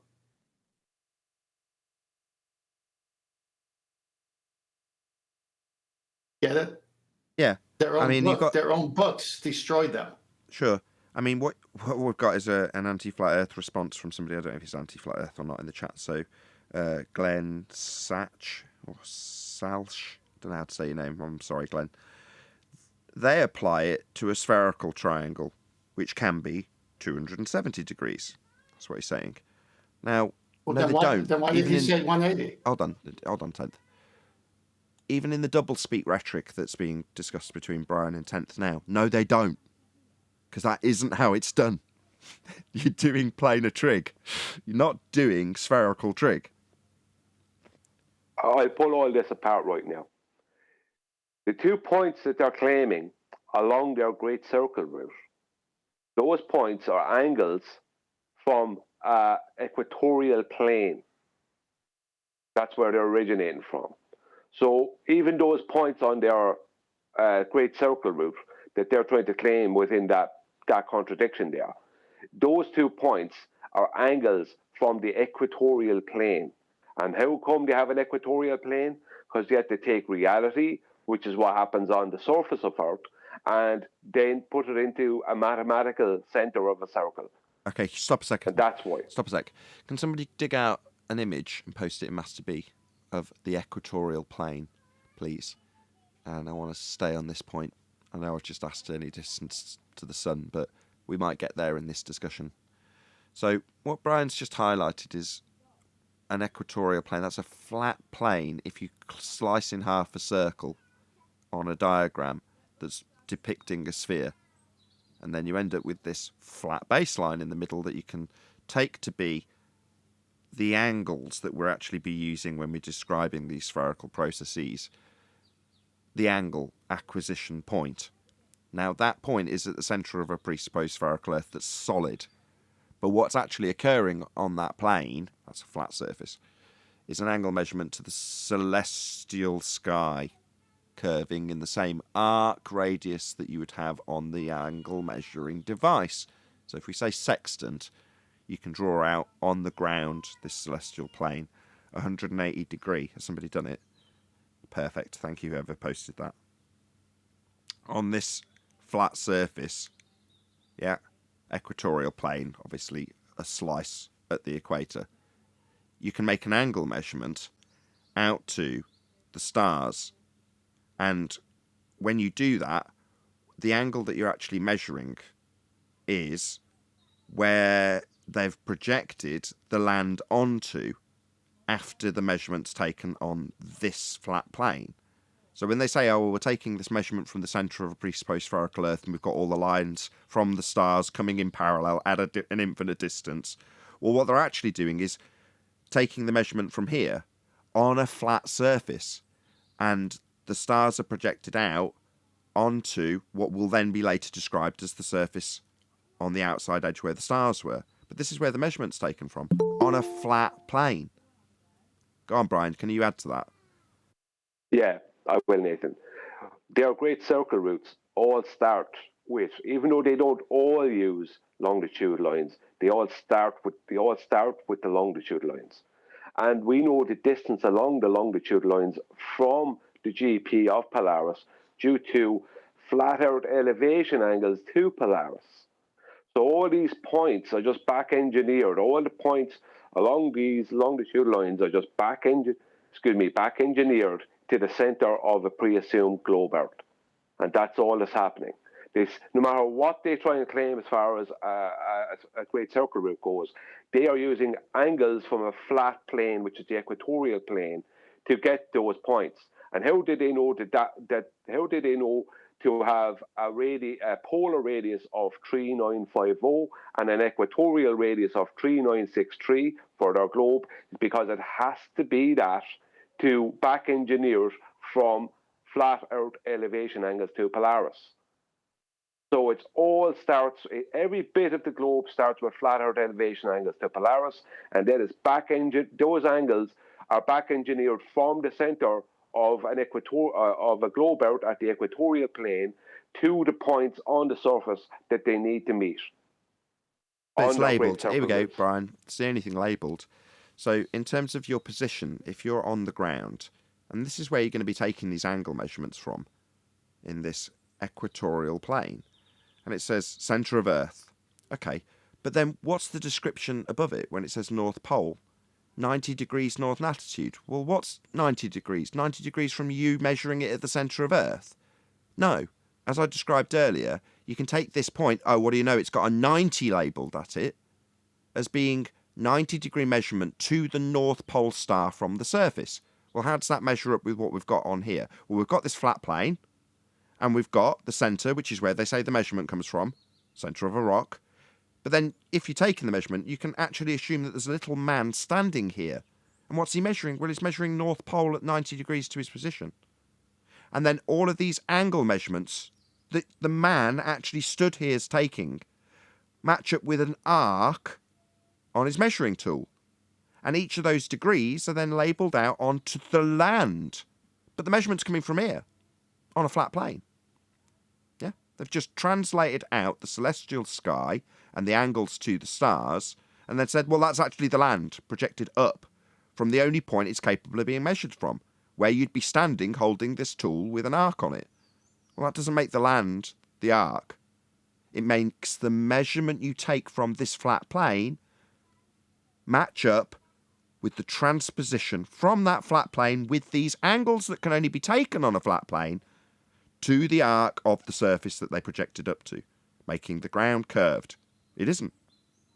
The only way you got this curve was by taking measurements from here on this flat plane, and the only way you could get those measurements to the angles, including the North Pole, would be from a flat plane. So your globe requires a flat plane to make the claim of a globe. It's nuts. Can't believe I'm saying it, but it's true. There it is. This is the flat plane you'd measure the angles off. There's 90 degrees with the North Pole above you at the centre of Earth. No, standing on the surface. Makes this the surface, the flat bit. Yeah, and when they say arc, they try to beg the question with the term arc. But arc is arc of the sextant. The sextant uses a 60 degree, which is 1/6 of a circle. And it's when you move the index arm through an arc, through the arc of that 60 degrees. The same with a protractor, it has an arc. But that's within the tools. It's not that the ground is an arc or the sky is an arc. Right, It's nothing to do with the surface. So in here, that arc is you at the centre holding a sextant with the arc of the sextant. I'm going to exaggerate it and say it's like massive. You know, you're holding it like this is the arc of your tool. Well, what are they describing? They're saying North Pole at 90 degrees. Yeah? So 90 degrees on the arc of your tool is the straight line pointing up and the straight line pointing out. So you've got a 90 here. Well, that's you holding a tool on this flat plane. And the arc is the transposition of the arc of the tool to be the land, when the land isn't where you've just took the angle measurement from. You can't stand at the centre of Earth to make that work. You can only stand on the surface, and if you were stood on the surface, it would be a map on this bit with measurements up to the heavens of the stars and the angles there too. Thank you very much, whoever's just posted that. 10th. Go ahead, 10th.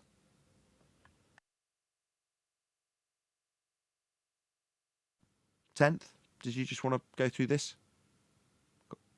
Quartermaster 3 and 2. Yeah, I was on. My mic was off. Yes, Quartermaster 3 and 2. So there's an illustration of a GP. This is a top view. So you're the star looking down at the Earth here. So you're directly over the GP as a star. And now you're trying to figure out your line of position and intercept method, the radius from the GP to the observer with the sextant. Look to the left. Right there, it says, from the star's GP, right after the first paragraph, basically. From the star's GP, any number of circles of equal altitude spread out as altitude decreases with distance of observer from the GP. The maximum limit, of course, would be 5,400 nautical miles, 5,400 minutes of arc from the GP, at which point the star would be seen on the horizon at 0 altitude. Altitude at this limit would have decreased in the entire 90 degrees, 5,400 minutes. Now let's go back to fixes. It would seem that we could use the intersection of a circle of equal altitude of one body with the circle of equal altitude of another to obtain a fix by celestial navigation. So if you had two circles of equal altitudes where they cross at two sections, you're at one of those points. All right. After all, we can locate the latitude and longitude of the GP by the declination and the GHA of the star by subtracting the altitude from 90 degrees. and changing the result to nautical miles, we should be able to draw a circle of equal altitude around the GP. What do you subtract from? 90. The minute I saw 90 in my research, I knew it was over. Everywhere you read, you must subtract from 90. You must minus from 90. And what is a 90? Flat plane measurement that you can only get if the Earth isn't curved. Well, I looked up angles, and it's a perpendicular relationship, a flat baseline and the vertical line that meet to give you that little box called a 90. How could that ever be on a curved surface? Can't. Earth is flat. With that, I'm going to say, if you are watching this on either Nathan Oakley 1980 or Nathan Oakley premiering streams, then stay tuned, as there will be an after show to follow. Unfortunately, if you are watching this live, this is where we bid you farewell. So a huge, massive, enormous thank you to all of you. Smashed the PayPal link, liked, commented, shared, subscribed, joined as a Nathan Oakley 1980 channel member, and all that good stuff. Also, another massive thank you to today's Discord and G Plus panels for making today's live show possible. I've been Nathan Oakley. Stay tuned if you're watching on a premiering stream, and I'll see you all in the next video.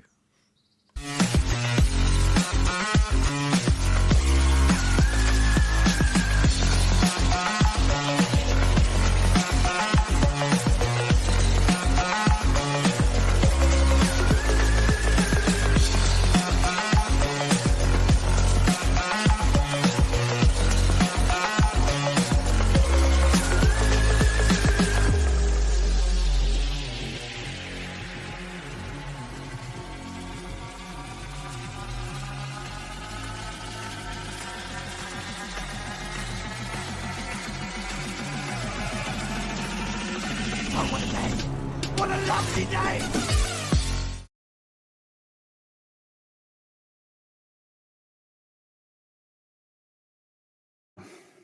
No. Oh, all right. Yeah, my show was also a lot calmer today. Except for in the end, but oh well. For some reasons, like 10 to 5 minutes before I round out the show, like all the trolls suddenly all come in, like 5 at a time. Sounds familiar? Yeah. Well, that way, when you end the show, when you normally do, they can claim victory afterwards. So you ran away, you know.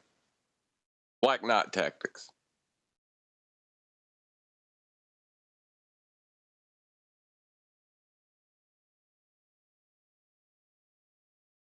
Yeah, they actually do that. They actually hang in chat, then wait for the chat to auto shut down. So they can just say, oh, see, he ran away as the last comment, so you can't respond anymore. I've seen trolls actually do that. Oh man, don't deny them their pain relief.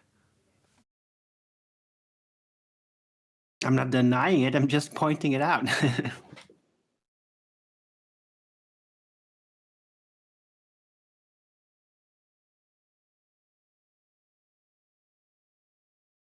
Yeah, I've noticed that's a theme on your show, Arwen, that like towards the end, like around like you said, like 5 or 10 minutes, people start trolling and start saying like off the wall things.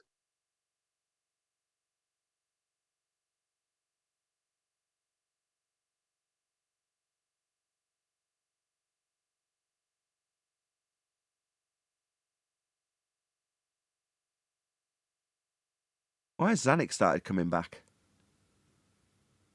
Said the last time he came, you know, another one that demonstrates the ability for some of these fundies to overtly lie and laugh in your face when you call them on it and prove it. Milli Vanilli ended up getting nicknamed by QE. He's started strolling back in like he's welcome. Admittedly, last time was fairly recently, but I'd forgotten why I banned him, and then I remembered after about 2 minutes of interacting with him that he's a lying shit. Like a lot of them are to be. Then I got one more reference if you want to go to it. Yeah, sure. All right, let me know when it's on the screen. The theory behind the sextant site. Yeah.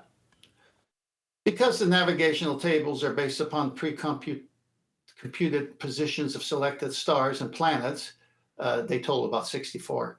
At any particular time, we can use the geographic position directly below a star or planet, as we did the actual position in New York or Paris, to draw an arc, a line of position on the chart. although we cannot see New York or Paris, we can see the star and we can measure the angle of the star above the horizon with our sextant. So we go to work using only the time of our sight, the sextant angle of the star, and the tables. And this is the concept upon which celestial navigation is based. If you subtract the sextant height of the star above the horizon from 90 degrees, you will have the distance you are away from the geographic position of the star, measured in degrees of arc. For example, if the sextant tells you that the star is 50 degrees above the horizon, the geographic position of that star is 90 minus 50, or 40 degrees away from you across the surface of the Earth on a great circle. 1 degree of arc measured along the great circle equals 60 miles. 40 times 60 is 2,400 miles. Your distance away from the geographic position of the star. Each star and planet has a definite location above, but in reference to the Earth's surface for every second of the day. Simply turn to the Nautical Almanac published annually and find out exactly where that star is at any particular time. Now, if you were to read this, what would you notice that tells you where they are lying about something?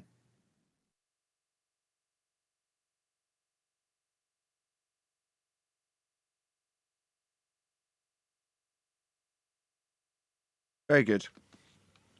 90. When 90 you is see 90, absolutely devastating. can't have an elevation angle from a curved adjacent. Finish up the comment. When you see 90. Yeah, when you see 90, that's where you know everything else is there for padding for their model.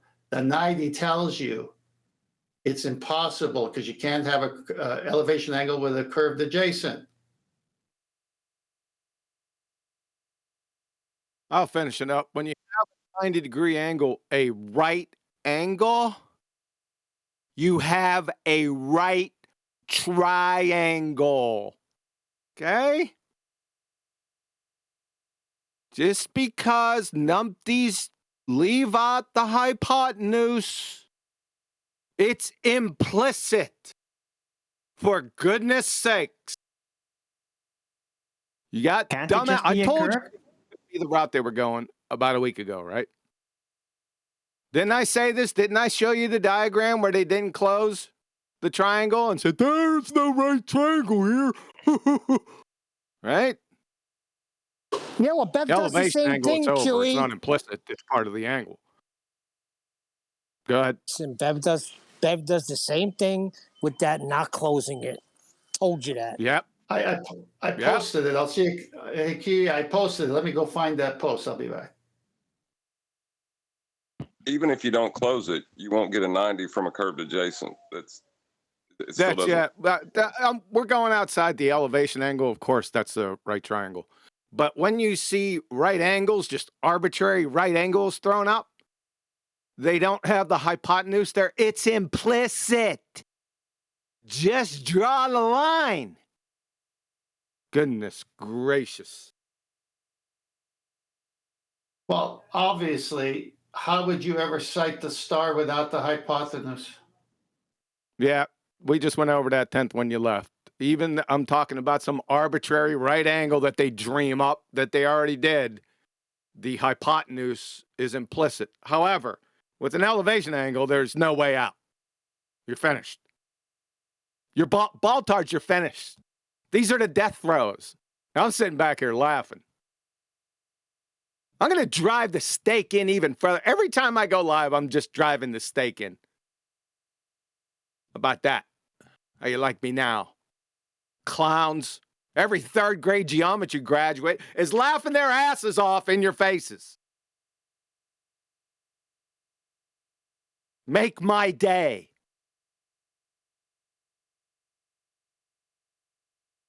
They don't even have a reason to have a right triangle. A right angle, without making it a right angle triangle.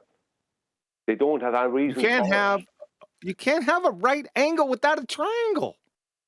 Without a right triangle, you can't have it. Yeah, but there's no point in even There's having no a right yeah, but angle. No, what I mean is that on a curved surface, why would you ever have that? oh, well, then you if you know don't what I have a mean. triangle. Also, spherical triangles, let me say this, open up your ears now, is a paradox. Why? Because a triangle must have all its angles, must have all its angles. Is that coming through clear? Is my mic working? Must have 180 degrees. That will never happen with a spherical triangle. See, they're Jedi mind tricking you with phrases and words that are paradoxes. Turkey squirrels. But since they wrote it down, it must be true then, right? Well, Goodness why can't they gracious. just use a Wake curved up! angle triangle? Everyone hear that? Wake up! Use that thing between your ears. Got But it? when they're using this If you Jedi, don't and you come wallowing on in here, you unpaid physicist, you're going to get your ass handed to you. Quick. That's it. Why was Zanuck muted? Why is Zanuck muted? Would you like an encyclopedia? Who is this concerned troll right here? I'll answer your question. Whoever it was that asked, I muted him because he's a liar, and all he does is disseminate lies to the audience.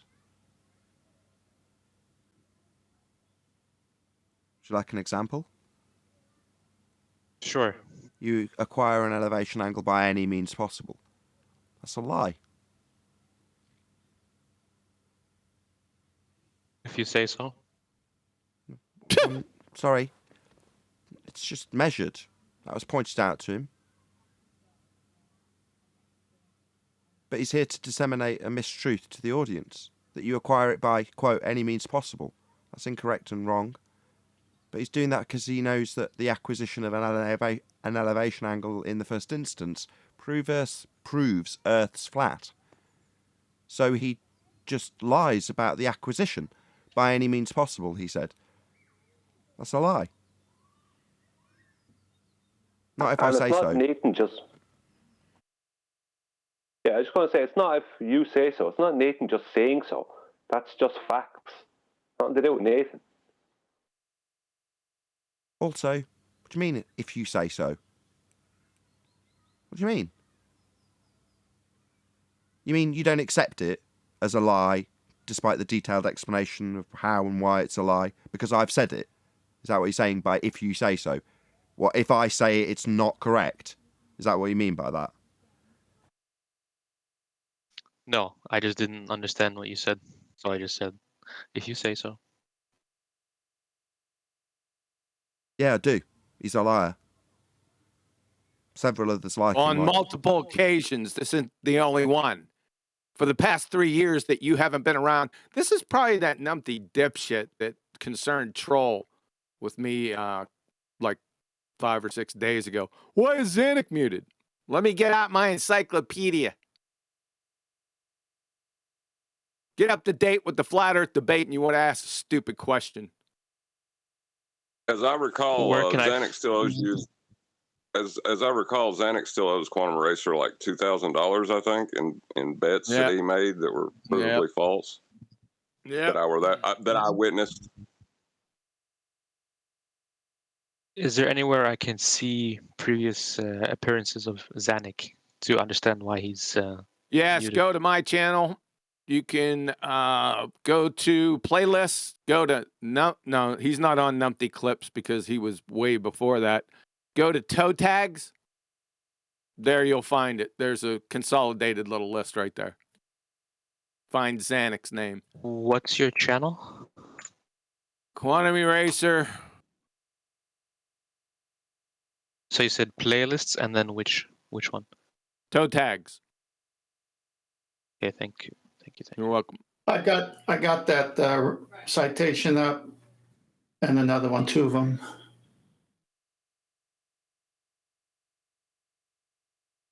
Got it?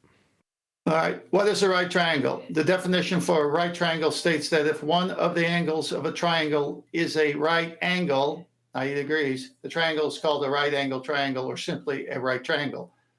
In the given image, triangle ABC is a right triangle where we have the base, the altitude, and the hypotenuse, as QE said. Here, AB is the base, AC is the altitude, and BC is the hypotenuse. The hypotenuse is the important side of the right triangle, which is the largest side and is opposite to the right angle within the triangle. And so if you were holding a sextant here, you would be labeled B. If the sun was being sighted over the earth somewhere, that would be C. A would be the geographical position of that sun directly over the earth. There's your right angle, and the hypotenuse, if it was not there, how would you sight the sun? Yeah, this is... Next slide. Yeah, Go on. good. Very good. Good. Next slide. In simplified terms, when we take a sextant altitude of the sun, we're creating a right angle triangle between it, the Earth's surface at the GP, and ourselves. Grade school geometry tells us that two angles in the right angle triangle must equal 90 degrees. Welcome to third grade. Yeah. I knew you'd like that because you're always saying, well, they know that in the third grade.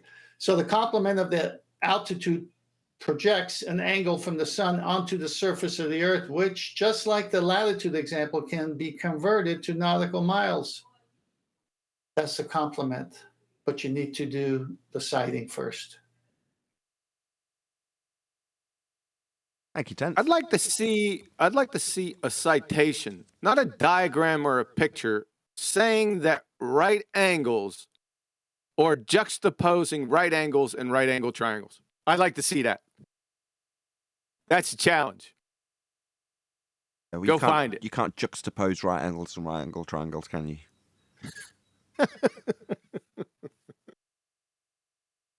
Unbelievable. I can't believe we're even talking about it. But that's Well, at the level that we're at. No, I can. I mean, yeah, you're saying it's you could almost have a hand puppet. Hello, kids. Today we're going to learn about triangles. Here's a right. Yeah, but the principle that's being applied thereafter isn't simple, and it's easy to dilute and lie in this case about the basics, the triangle itself, when you're talking about something quite complex. I'm sorry. What's that principle? Triangulation. Yeah. You said principle afterwards. Which one? Oh, triangulation. Yeah, I don't even go there. I don't need to. But you see my point? I'm saying that they're lying about the basics when detailing the complex nature of acquisitions of geographical positions and so on and so forth. But then they're just lying about what a triangle is. The basic stuff. Yeah. Majoring on the minors. Yeah, well, what they're trying to do is build some kind of a weak straw man against us and claim that all right angles are all right triangles, which are the same thing. Yeah. They are. They are. They're trying to build a straw man. Yeah, I know. No, but they've got to pick build something that's nonsensical like that, Brian, so that they can attack it as though it's ours. Like, how stupid would it be to say 90 degrees has anything to do with triangles? These stupid flat earthers talking about 90 and triangles. These two things aren't connected. Yeah, like I think John said yesterday, they've got to at least be perceived as having something to argue about in this context, in spite of the fact that they're doing globe jitsu, entering the arena by entering with their chin up and meeting our fists with it. Because they need 90, they need flat planes to measure angles. Elevation angle proves we're on a flat plane. There's no way around that, even if they're arguing not against us, against our celestial navigation's done. And denying our celestial navigation is just done, and just relabeling it as though it's flat earthers' claims. It isn't. Have them keep saying it. Like I said, third graders and above that are listening on the outside are tear-jerking belly laughing. So keep saying it. I'm going to keep bringing it up so they keep saying it.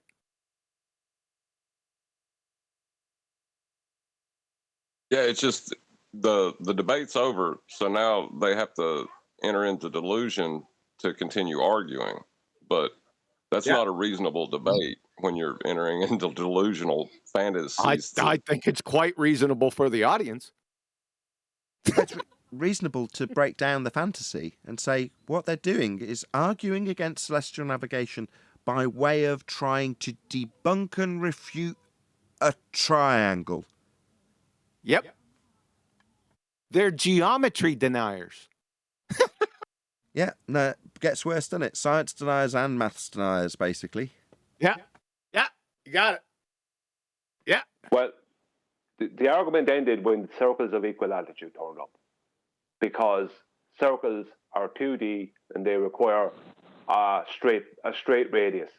And what is the Even it ended at elevation angles, man. Way before circles of equal altitude.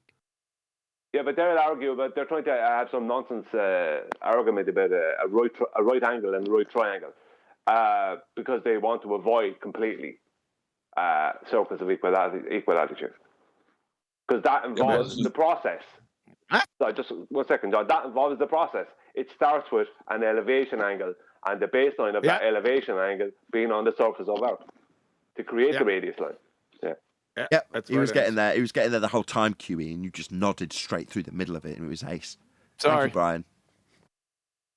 Exactly. It starts with an elevation angle, and when QE was interrupting, you're saying, "Well, let's not worry about circles of equal elevation."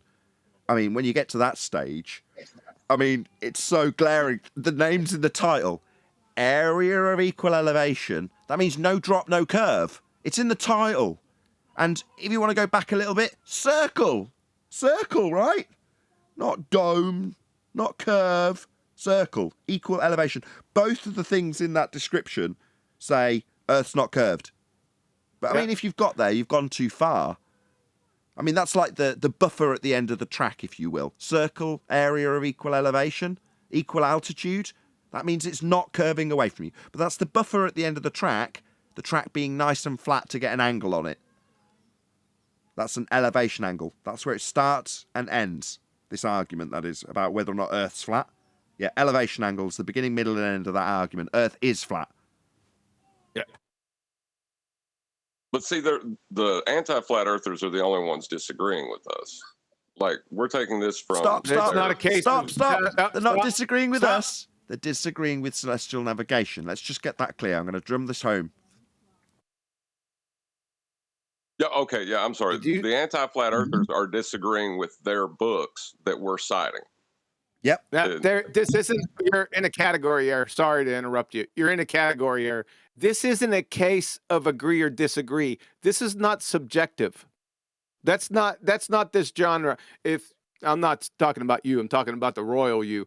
As soon as you hear agree or disagree in this genre, then you know that person that just said that is absolutely clueless, right? It either is or it isn't. It's a 1 or a 0, black or white. It's empirical. It's axiomatic. There's no agree or disagree.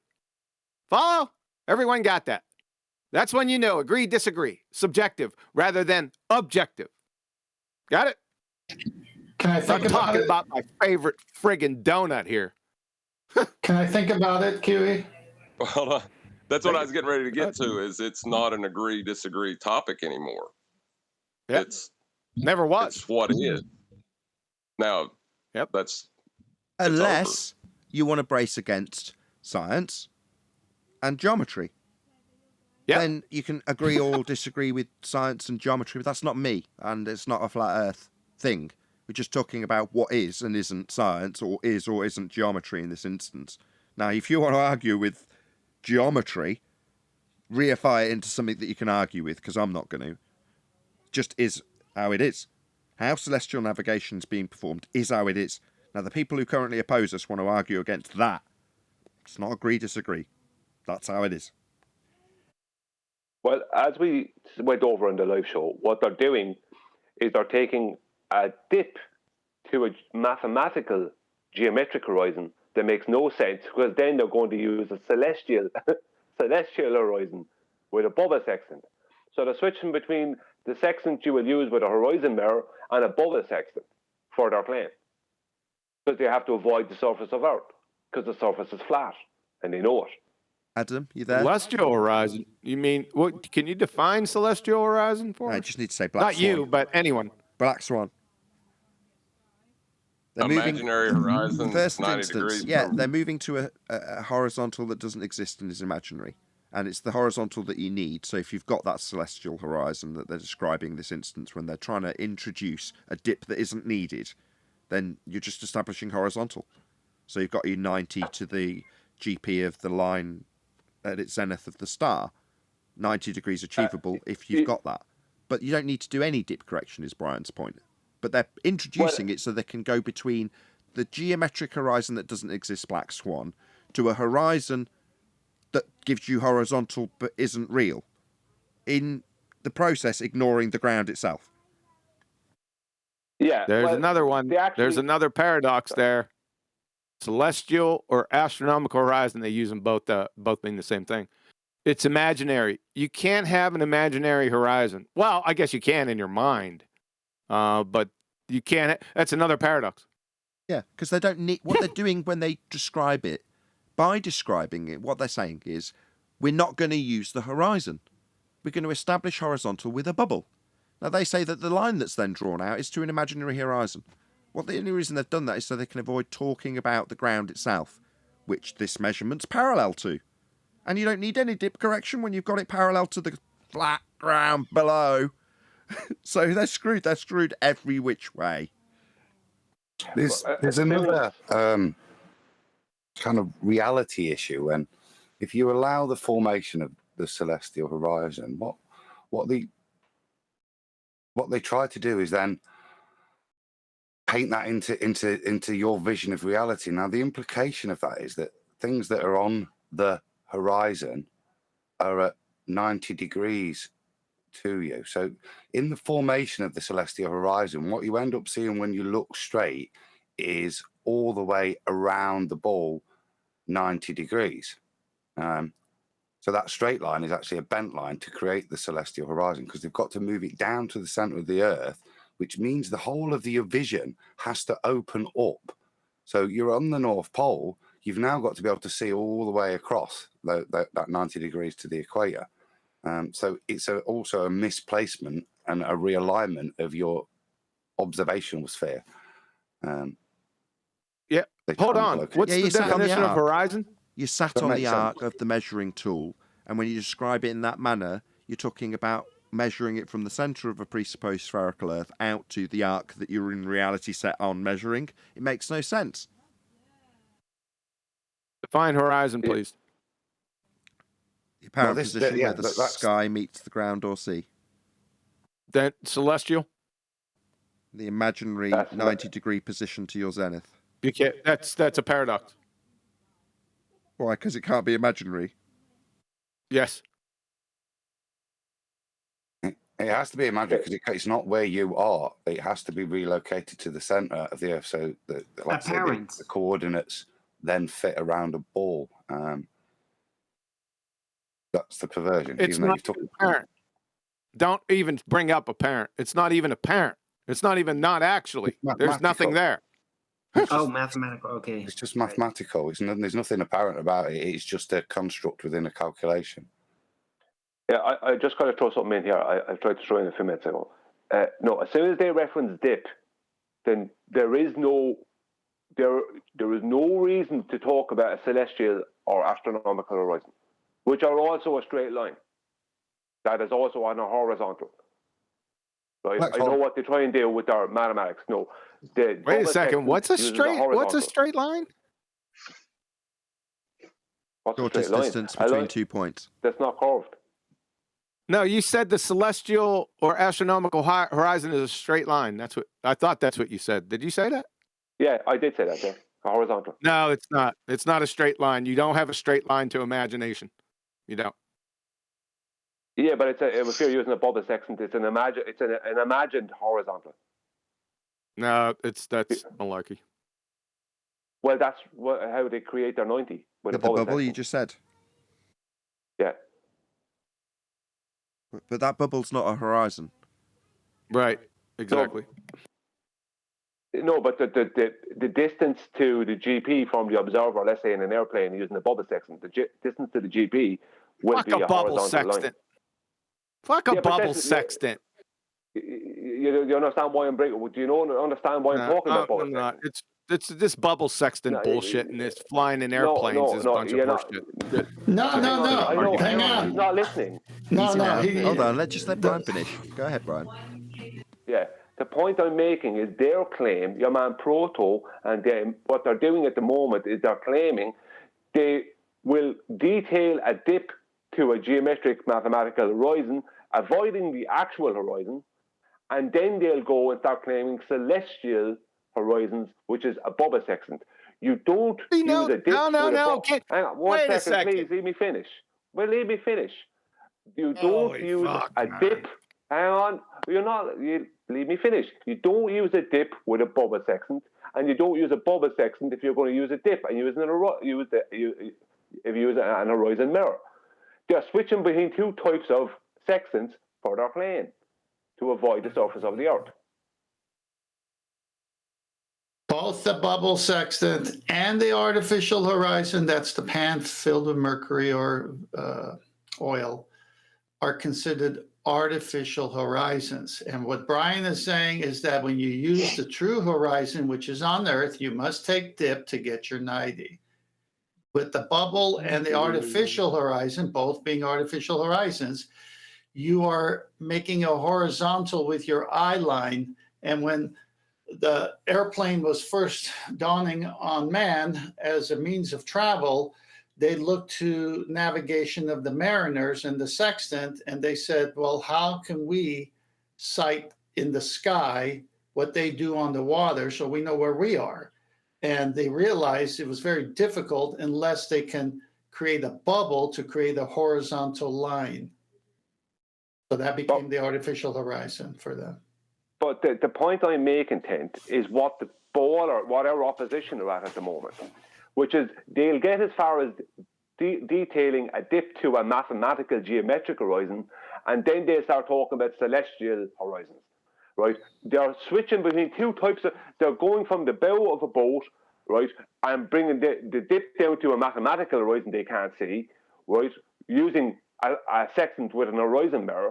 Then they're switching their claim to using a bubble sextant. And all that is to avoid the surface of the Earth. And that's, I see what you're saying. You're highlighting their little trickstery, but it doesn't matter at the end of the day, because what you have to assume is you can't get an elevation with a curved adjacent. You're not doing that with the bubble section. You're not doing it with the artificial horizon.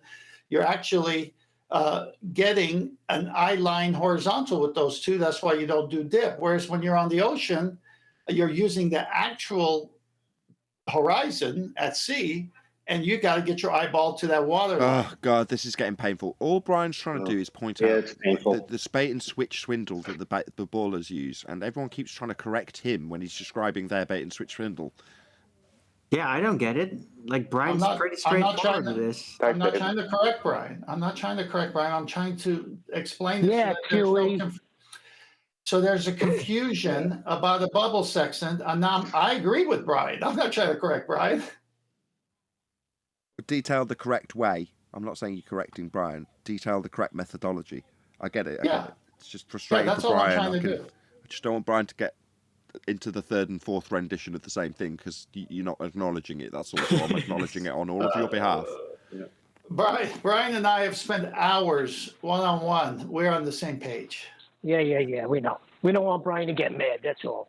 Yeah, we're just trying to calm the Irish. That's all. I totally can. Guys, they're committing a category error in their own argumentation string where they use the same word to have two different meanings in two different categories to make their conclusion.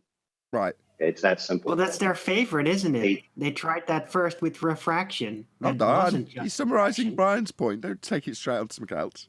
Go ahead, Citation. That was an excellent summary. Yeah. It's a category error. They're using an equivocation. They're using a horizon in one context and then changing it to another in the exact same discussion. Just like they used to do with refraction. that was actually a conceptual construct with an R value embedded in the math, but they didn't tell us, right? We had to figure that out as we went before Right. the Black Swan days. Right, but in this instance, it's two horizons that are being discussed, and neither of them are the horizon that's actually used, which would be if the dip correction was applicable. And if it isn't, when they use their second horizon, which is what you'd establish with a bubble or a plate full of mercury or whatever it is you use to get an artificial horizon, then there's no dip applicable. There's no description or address to any geometric Earth curve edge horizon. It's just not required anymore because you've established horizontal. But they're trying to flip between these two, the artificial horizon being now called the celestial horizon, 90 degrees to your position, totally imaginary. You've established horizontal with a bubble. Or the geometric horizon, debunked by the Black Swan. They don't have a geometric horizon, but they make reference to it and ignore the fact that what they're citing is the actual horizon you can see. They ignore that one completely, move up to the one that doesn't need the dip they're talking about. And Brian's saying this is how they do it, so you can go around in circles describing it forever. Yeah, Missing exactly, the land. Nathan. Exactly. They're using two imaginary, because they're both mathematical, or one is mathematical, one is imaginary, but it doesn't matter. None of them are real. They're referencing two false horizons and avoiding the real one, because that means you have to deal with reality. Nathan, you want to see a funny diagram? That's even that categorization is false, because that assumes that they're all within the same category. So you're actually begging just their think the category error entire- when you state it that way. Yeah. I think the entire premise of the ballers now saying, "Oh, bubble sextant, we don't need the horizon." I think that the entire premise is really kind of a distraction and hilarious when you realize that, oh, really? So did that exist during the exploration age? I don't think so.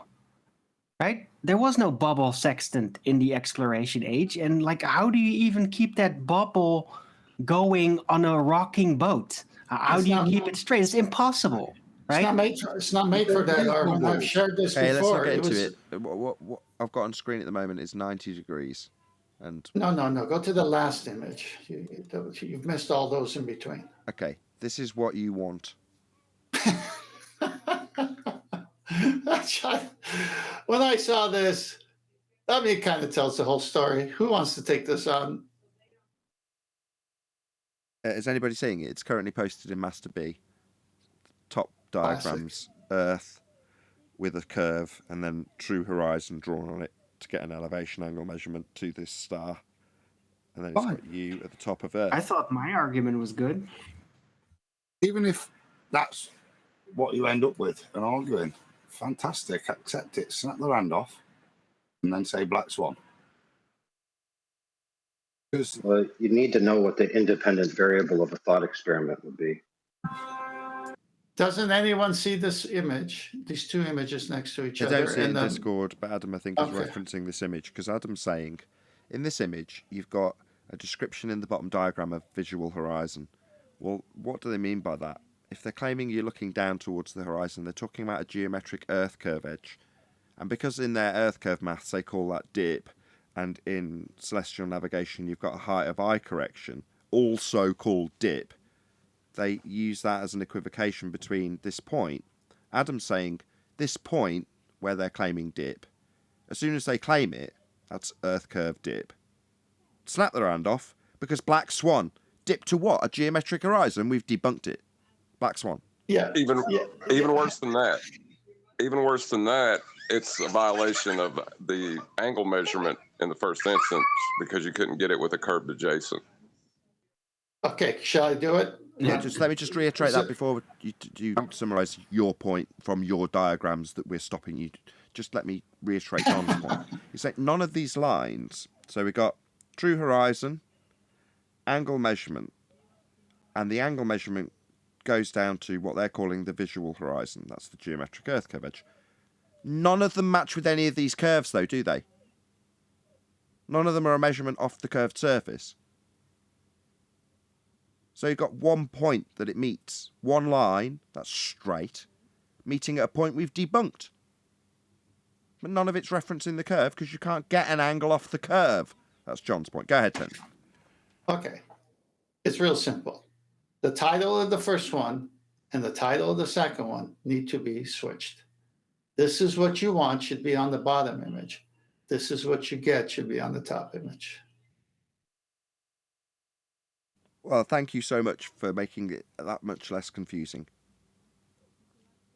Other than the Earth shown as other than the Earth on the top image shown as a part of a sphere, this is what you want, is that title. But that's what you get because you're on the flat plane because you can't get an elevation angle with a curved adjacent. Right. They've got the titles mixed up here. Gotcha. What you're saying is when you actually measure an angle, here's you stood on a flat surface. In this case, it's described as true horizon.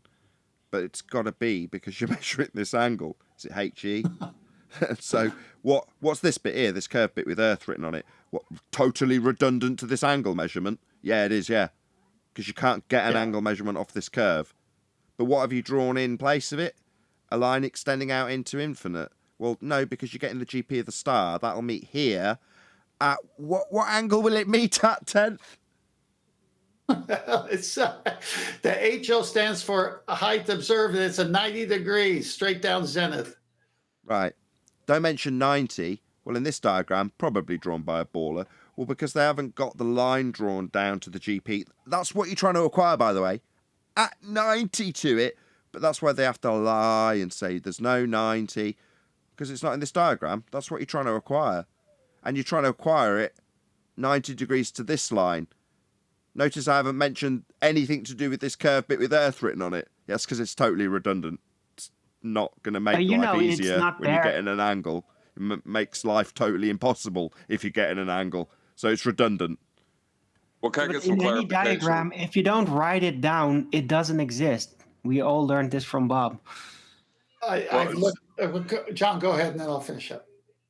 I was going to say, is this flat Earth triangulation or is this celestial navigation? It's just celestial navigation. Just to reiterate that. Right. So you see on the bottom image, excuse me, you see it says U and it shows an eyeball.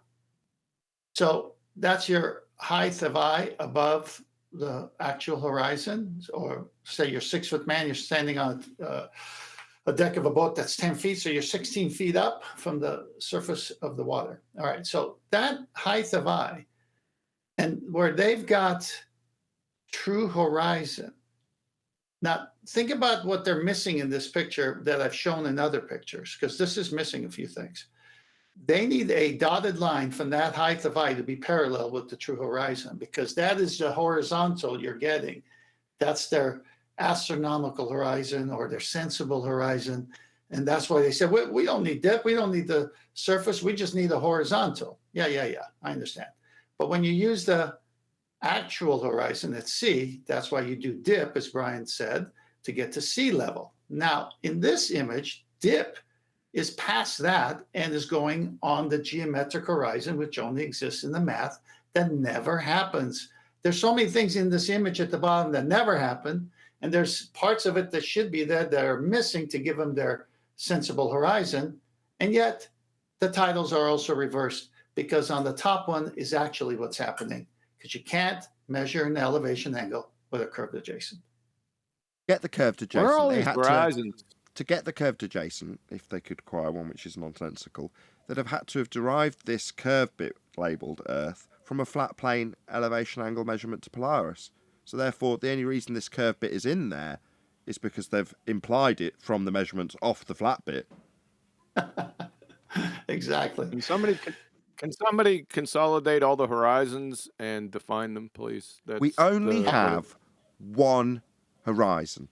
The horizon in the begging the question, proof of nothing perspective hijacking Earth curve calculator and this depiction on the bottom is physical and geometric. But the labelled true horizon is the apparent location where the sky meets the ground or sea.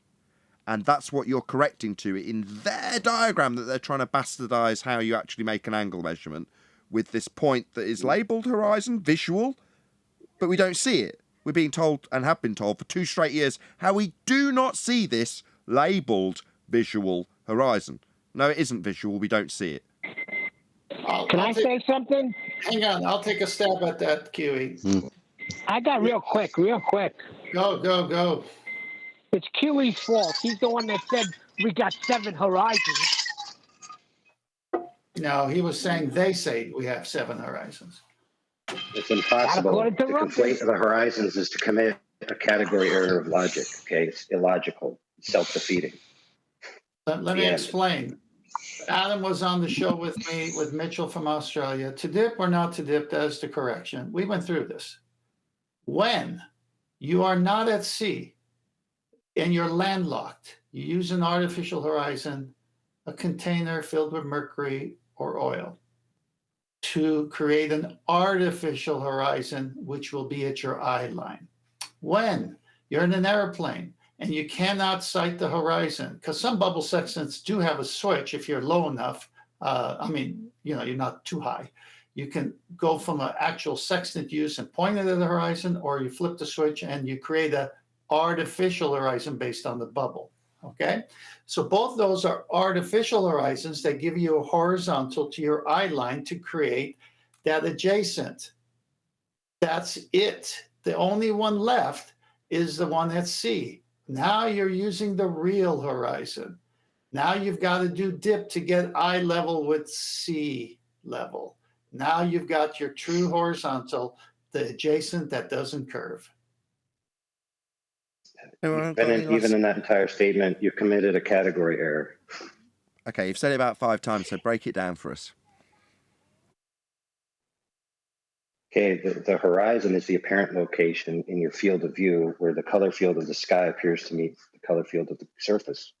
Okay, you cannot have an artificial one of those, like making an imaginary horizontal ray in free space. Those are 2 separate things. You can't create an artificial horizon. It's impossible. Right. So rather than calling it an artificial horizon, which is how they've labelled it so they can use this equivocation and category error as you're describing it, we should just describe it as what it is. Establishing horizontal by way That's of a better. bubble. That's better. Yes. He's correct. That's all they're doing. Yeah. He is Good correct. one, Nathan. Citation Police is correct. He's saying it to us. When we describe this, we've just got to be careful. Words have meanings. Be careful what you say. When they need multiple horizons for Brian's description of their forcing imaginary positions into this category error and calling them horizons, we shouldn't do that. I'm not telling you what you should and shouldn't do, but if any of you fucking do this, right, just say establishing horizontal with a tool. Well, they say that themselves after they say the category error, but I have to report on the findings of what celestial navigation books say. There are no flat earth celestial navigation that's edited by Citation Police. I get it, but when we're extrapolating out the information that's relevant, i.e. 90 degrees to the GP, parallel positions, all of those sorts of things, we don't have to take on board the vernacular that's used in the bait and switch. In this case, multiple descriptions of horizons. We can say what's happening in terms of the geometry that's being used. When we take the horizon and apply dip correction, we're taking it to the pure geometry. We're establishing horizontal. When we use a bubble, we're just establishing horizontal. Correct. That's all they're doing. They even follow up with that. So they say the artificial horizon, the bubble, or the pan filled with liquid. And then they say it's to establish horizontal. So yes, that is the more correct way. Let's be clear, the conflation between these terms have given people an ethos within their environment that they're actually standing on a simultaneously curving and flat surface, and they don't know how to fix it. They're cognitive dissonance all the time because they don't know how it was reverse engineered. Yeah, they just see the same term. It's kind of like science and science, right? One science is science and the other pseudoscience, but everyone refers to it as science. They have no idea what's the difference. Yeah, dangerous because know. You can end up like with us in 2018, 2019, when there's a whole bunch of flat earthers basically throwing science under the bus. And you're like, hold on, you're throwing the baby out with the bathwater. They've hijacked it, and your lack of comprehension of what science is means that you're saying science has lied to us, when men have lied to you by using the words of an empirical method. That's science. But that doesn't mean you throw science out as being evil and having lied to you. Otherwise you'll have people denying the very empirical method that's advanced humanity. And they'll start denying some of those useful things that's produced. It's like, no, that'll diminish humanity if you throw out science. No, just recognise where it's been hijacked. And in this case, Horizon's being hijacked. Dip correction's being hijacked. And how are they doing it? Well, they're throwing in a whole bunch of Horizons again. What a shock. Sounds familiar, eh? I agree with citation to a point, but when QE put the Motostolans on the Black Swan, we're basically begging the question for them, and they should be like, yeah, finally someone is saying, if Earth is a sphere with a radius of 3959, don't stop there. What should we notice if that's the case? The horizon distance can be no further than 1.2, right? But it is, which means something's wrong here. And they see that, and they know they're wrong, and they still fight that.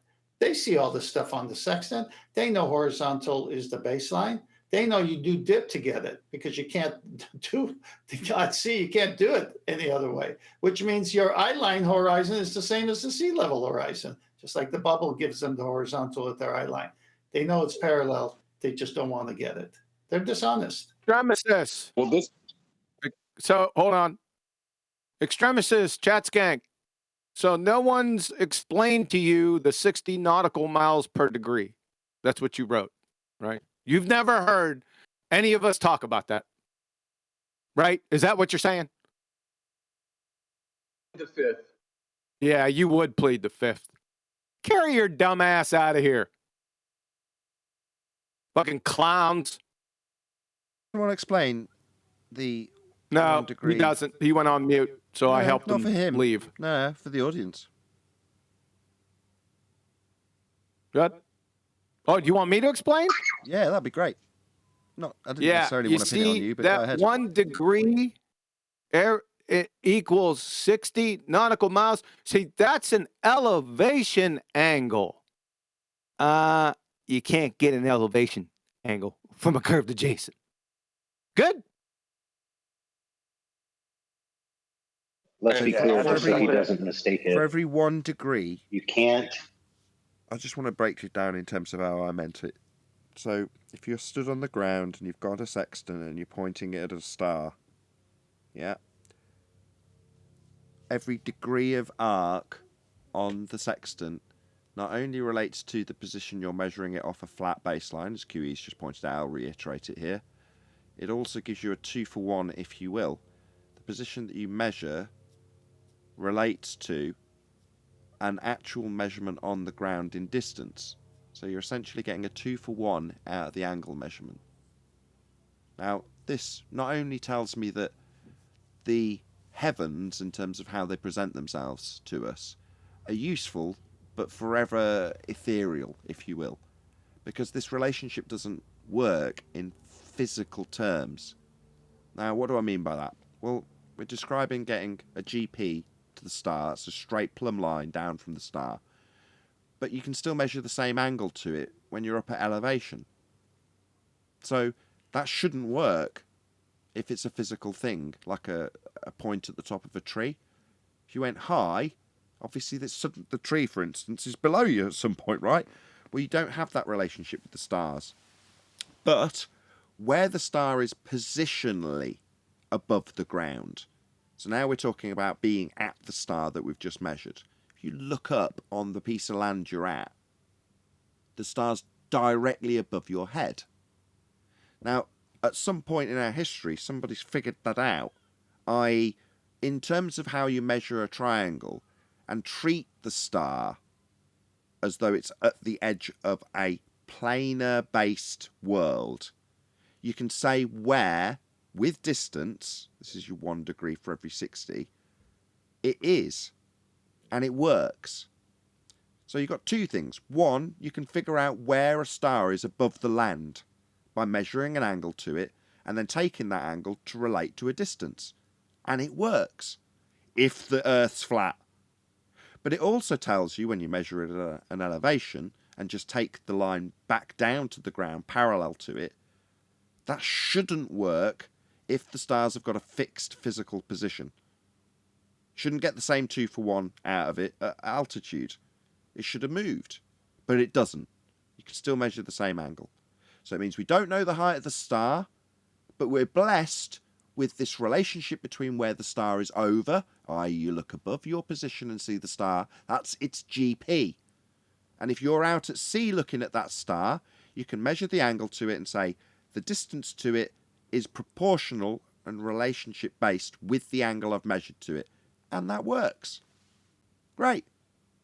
On a flat plane. Can I wrap that up in a neat little package? Yeah, but be my guest.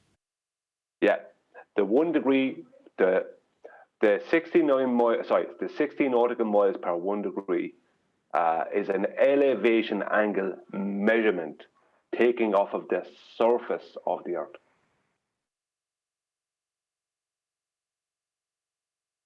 And you can't get an Didn't I say elevation that? angle from a curved surface.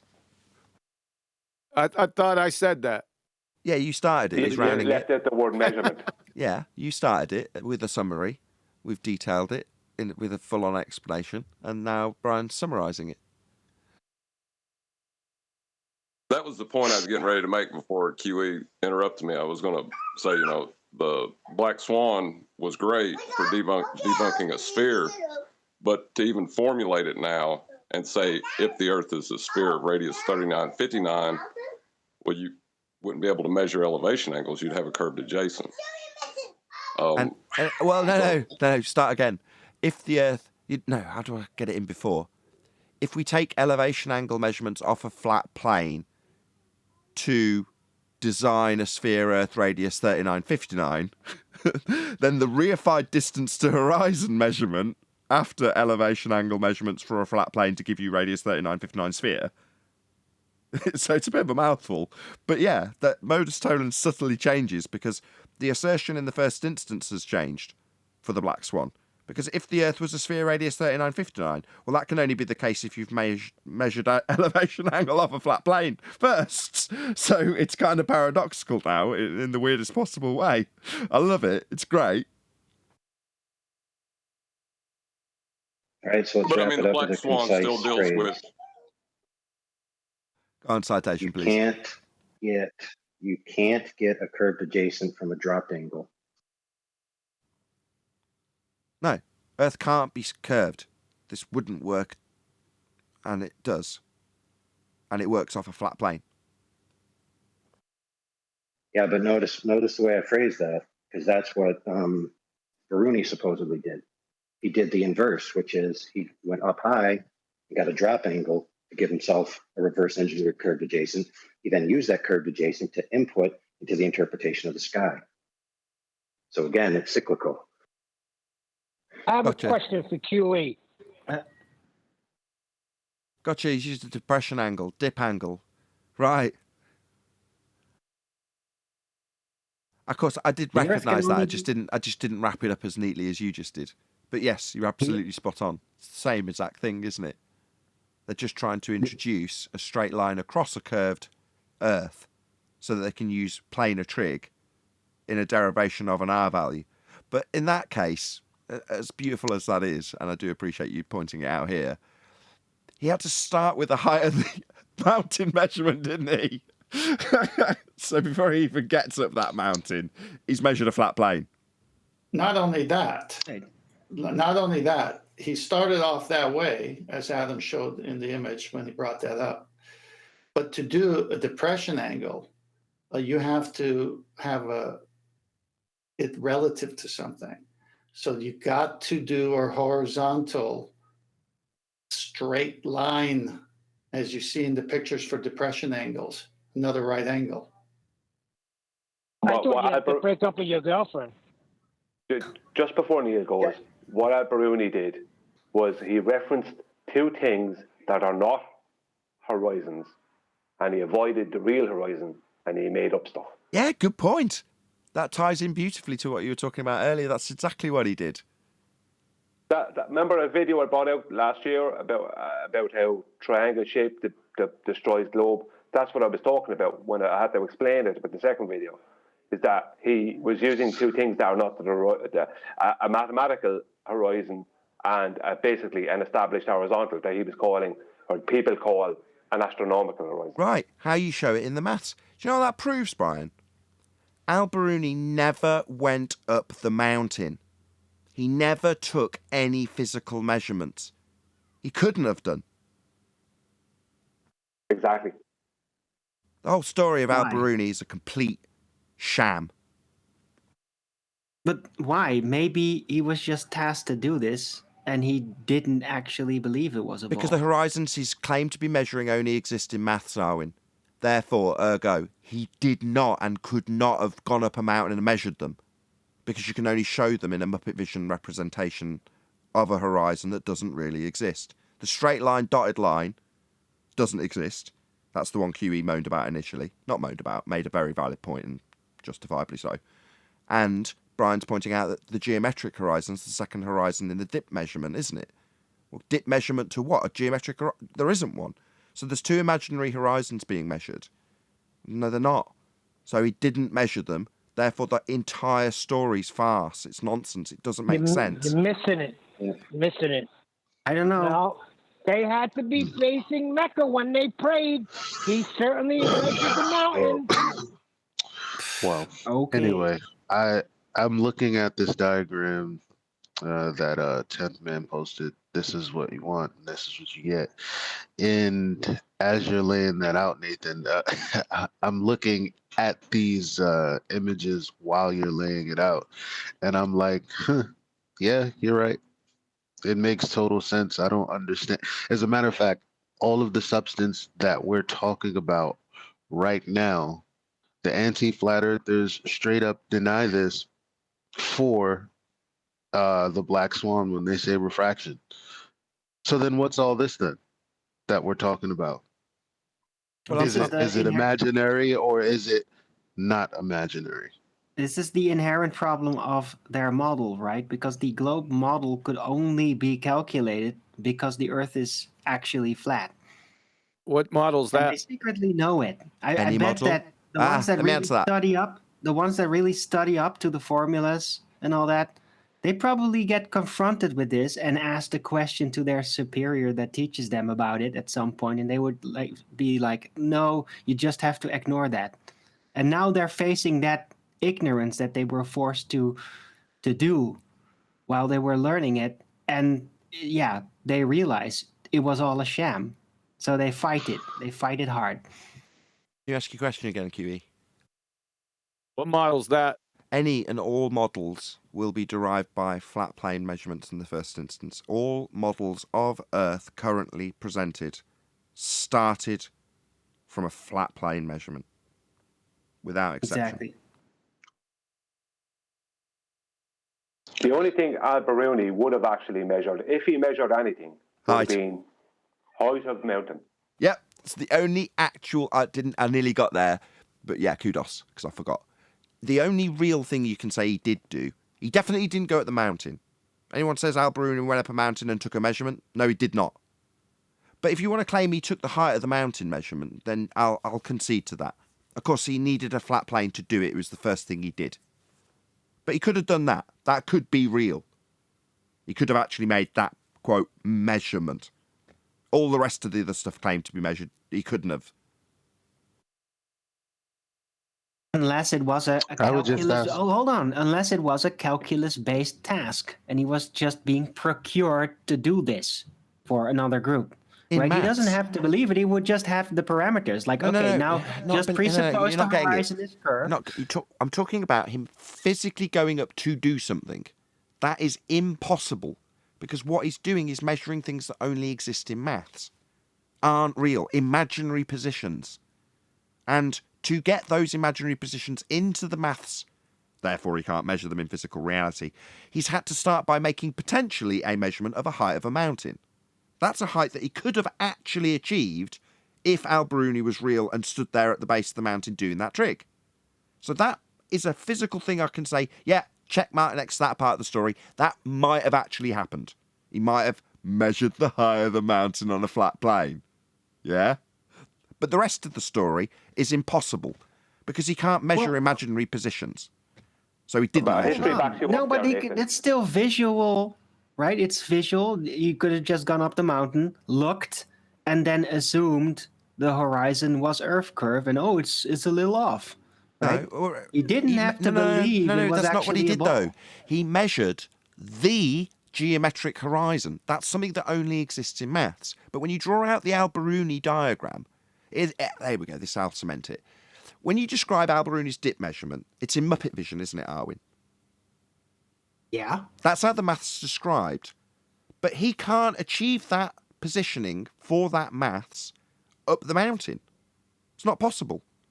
Nor can he draw out a dotted line to an imaginary point that isn't in existence, nor can he draw a line to anything in Muppet vision, in this case labelled geometric horizon, because it also doesn't exist. So we're looking at Al-Biruni take a measurement that he himself can't achieve because he's in a position that he can't achieve the mathematics of Muppet vision if he stood on the mountain. Do you understand? Well, unless he had a presupposed model that he was procured to test. And then he isn't up the mountain. He's in the maths, in the abstract. Right. Well, I don't know. Maybe he didn't have to go up the mountain. He just indeed needed to know the height, and then he would just calculate. Reverse my point to make it like it's...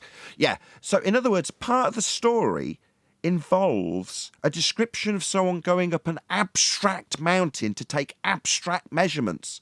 But the description in the story is of him physically doing it, isn't it? But he can't. Okay, I get it. So it is kind of like they abuse the story to reify a calculation as a measurement. Yeah, you can literally have the story with a first-person view of him doing the trig looking at the mountain on a flat plane, right?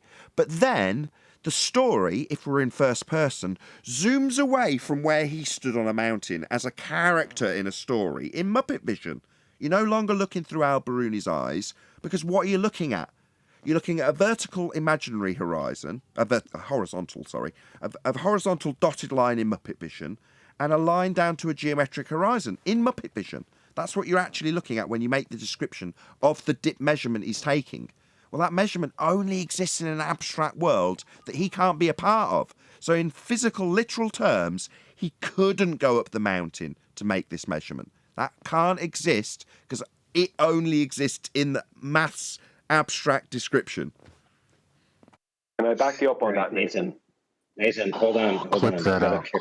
I'm not sure if I understand. Leave me back up with some historical. No, I'm not gonna. I'm gonna finish this. Go on, citation, please. This is what I mean. This is what I mean by the difference between direct measurement and indirect measurement. Yeah, there you go. Good summary. He can't be described in the story as going up the mountain to take a physical measurement of something that can only be indirectly measured, making the story farcical at the point he goes up the mountain. It didn't happen. Fact. Or the story was manipulated when it was rewritten. Leave me Go ahead, Brian. something here, right? Something that is being left out.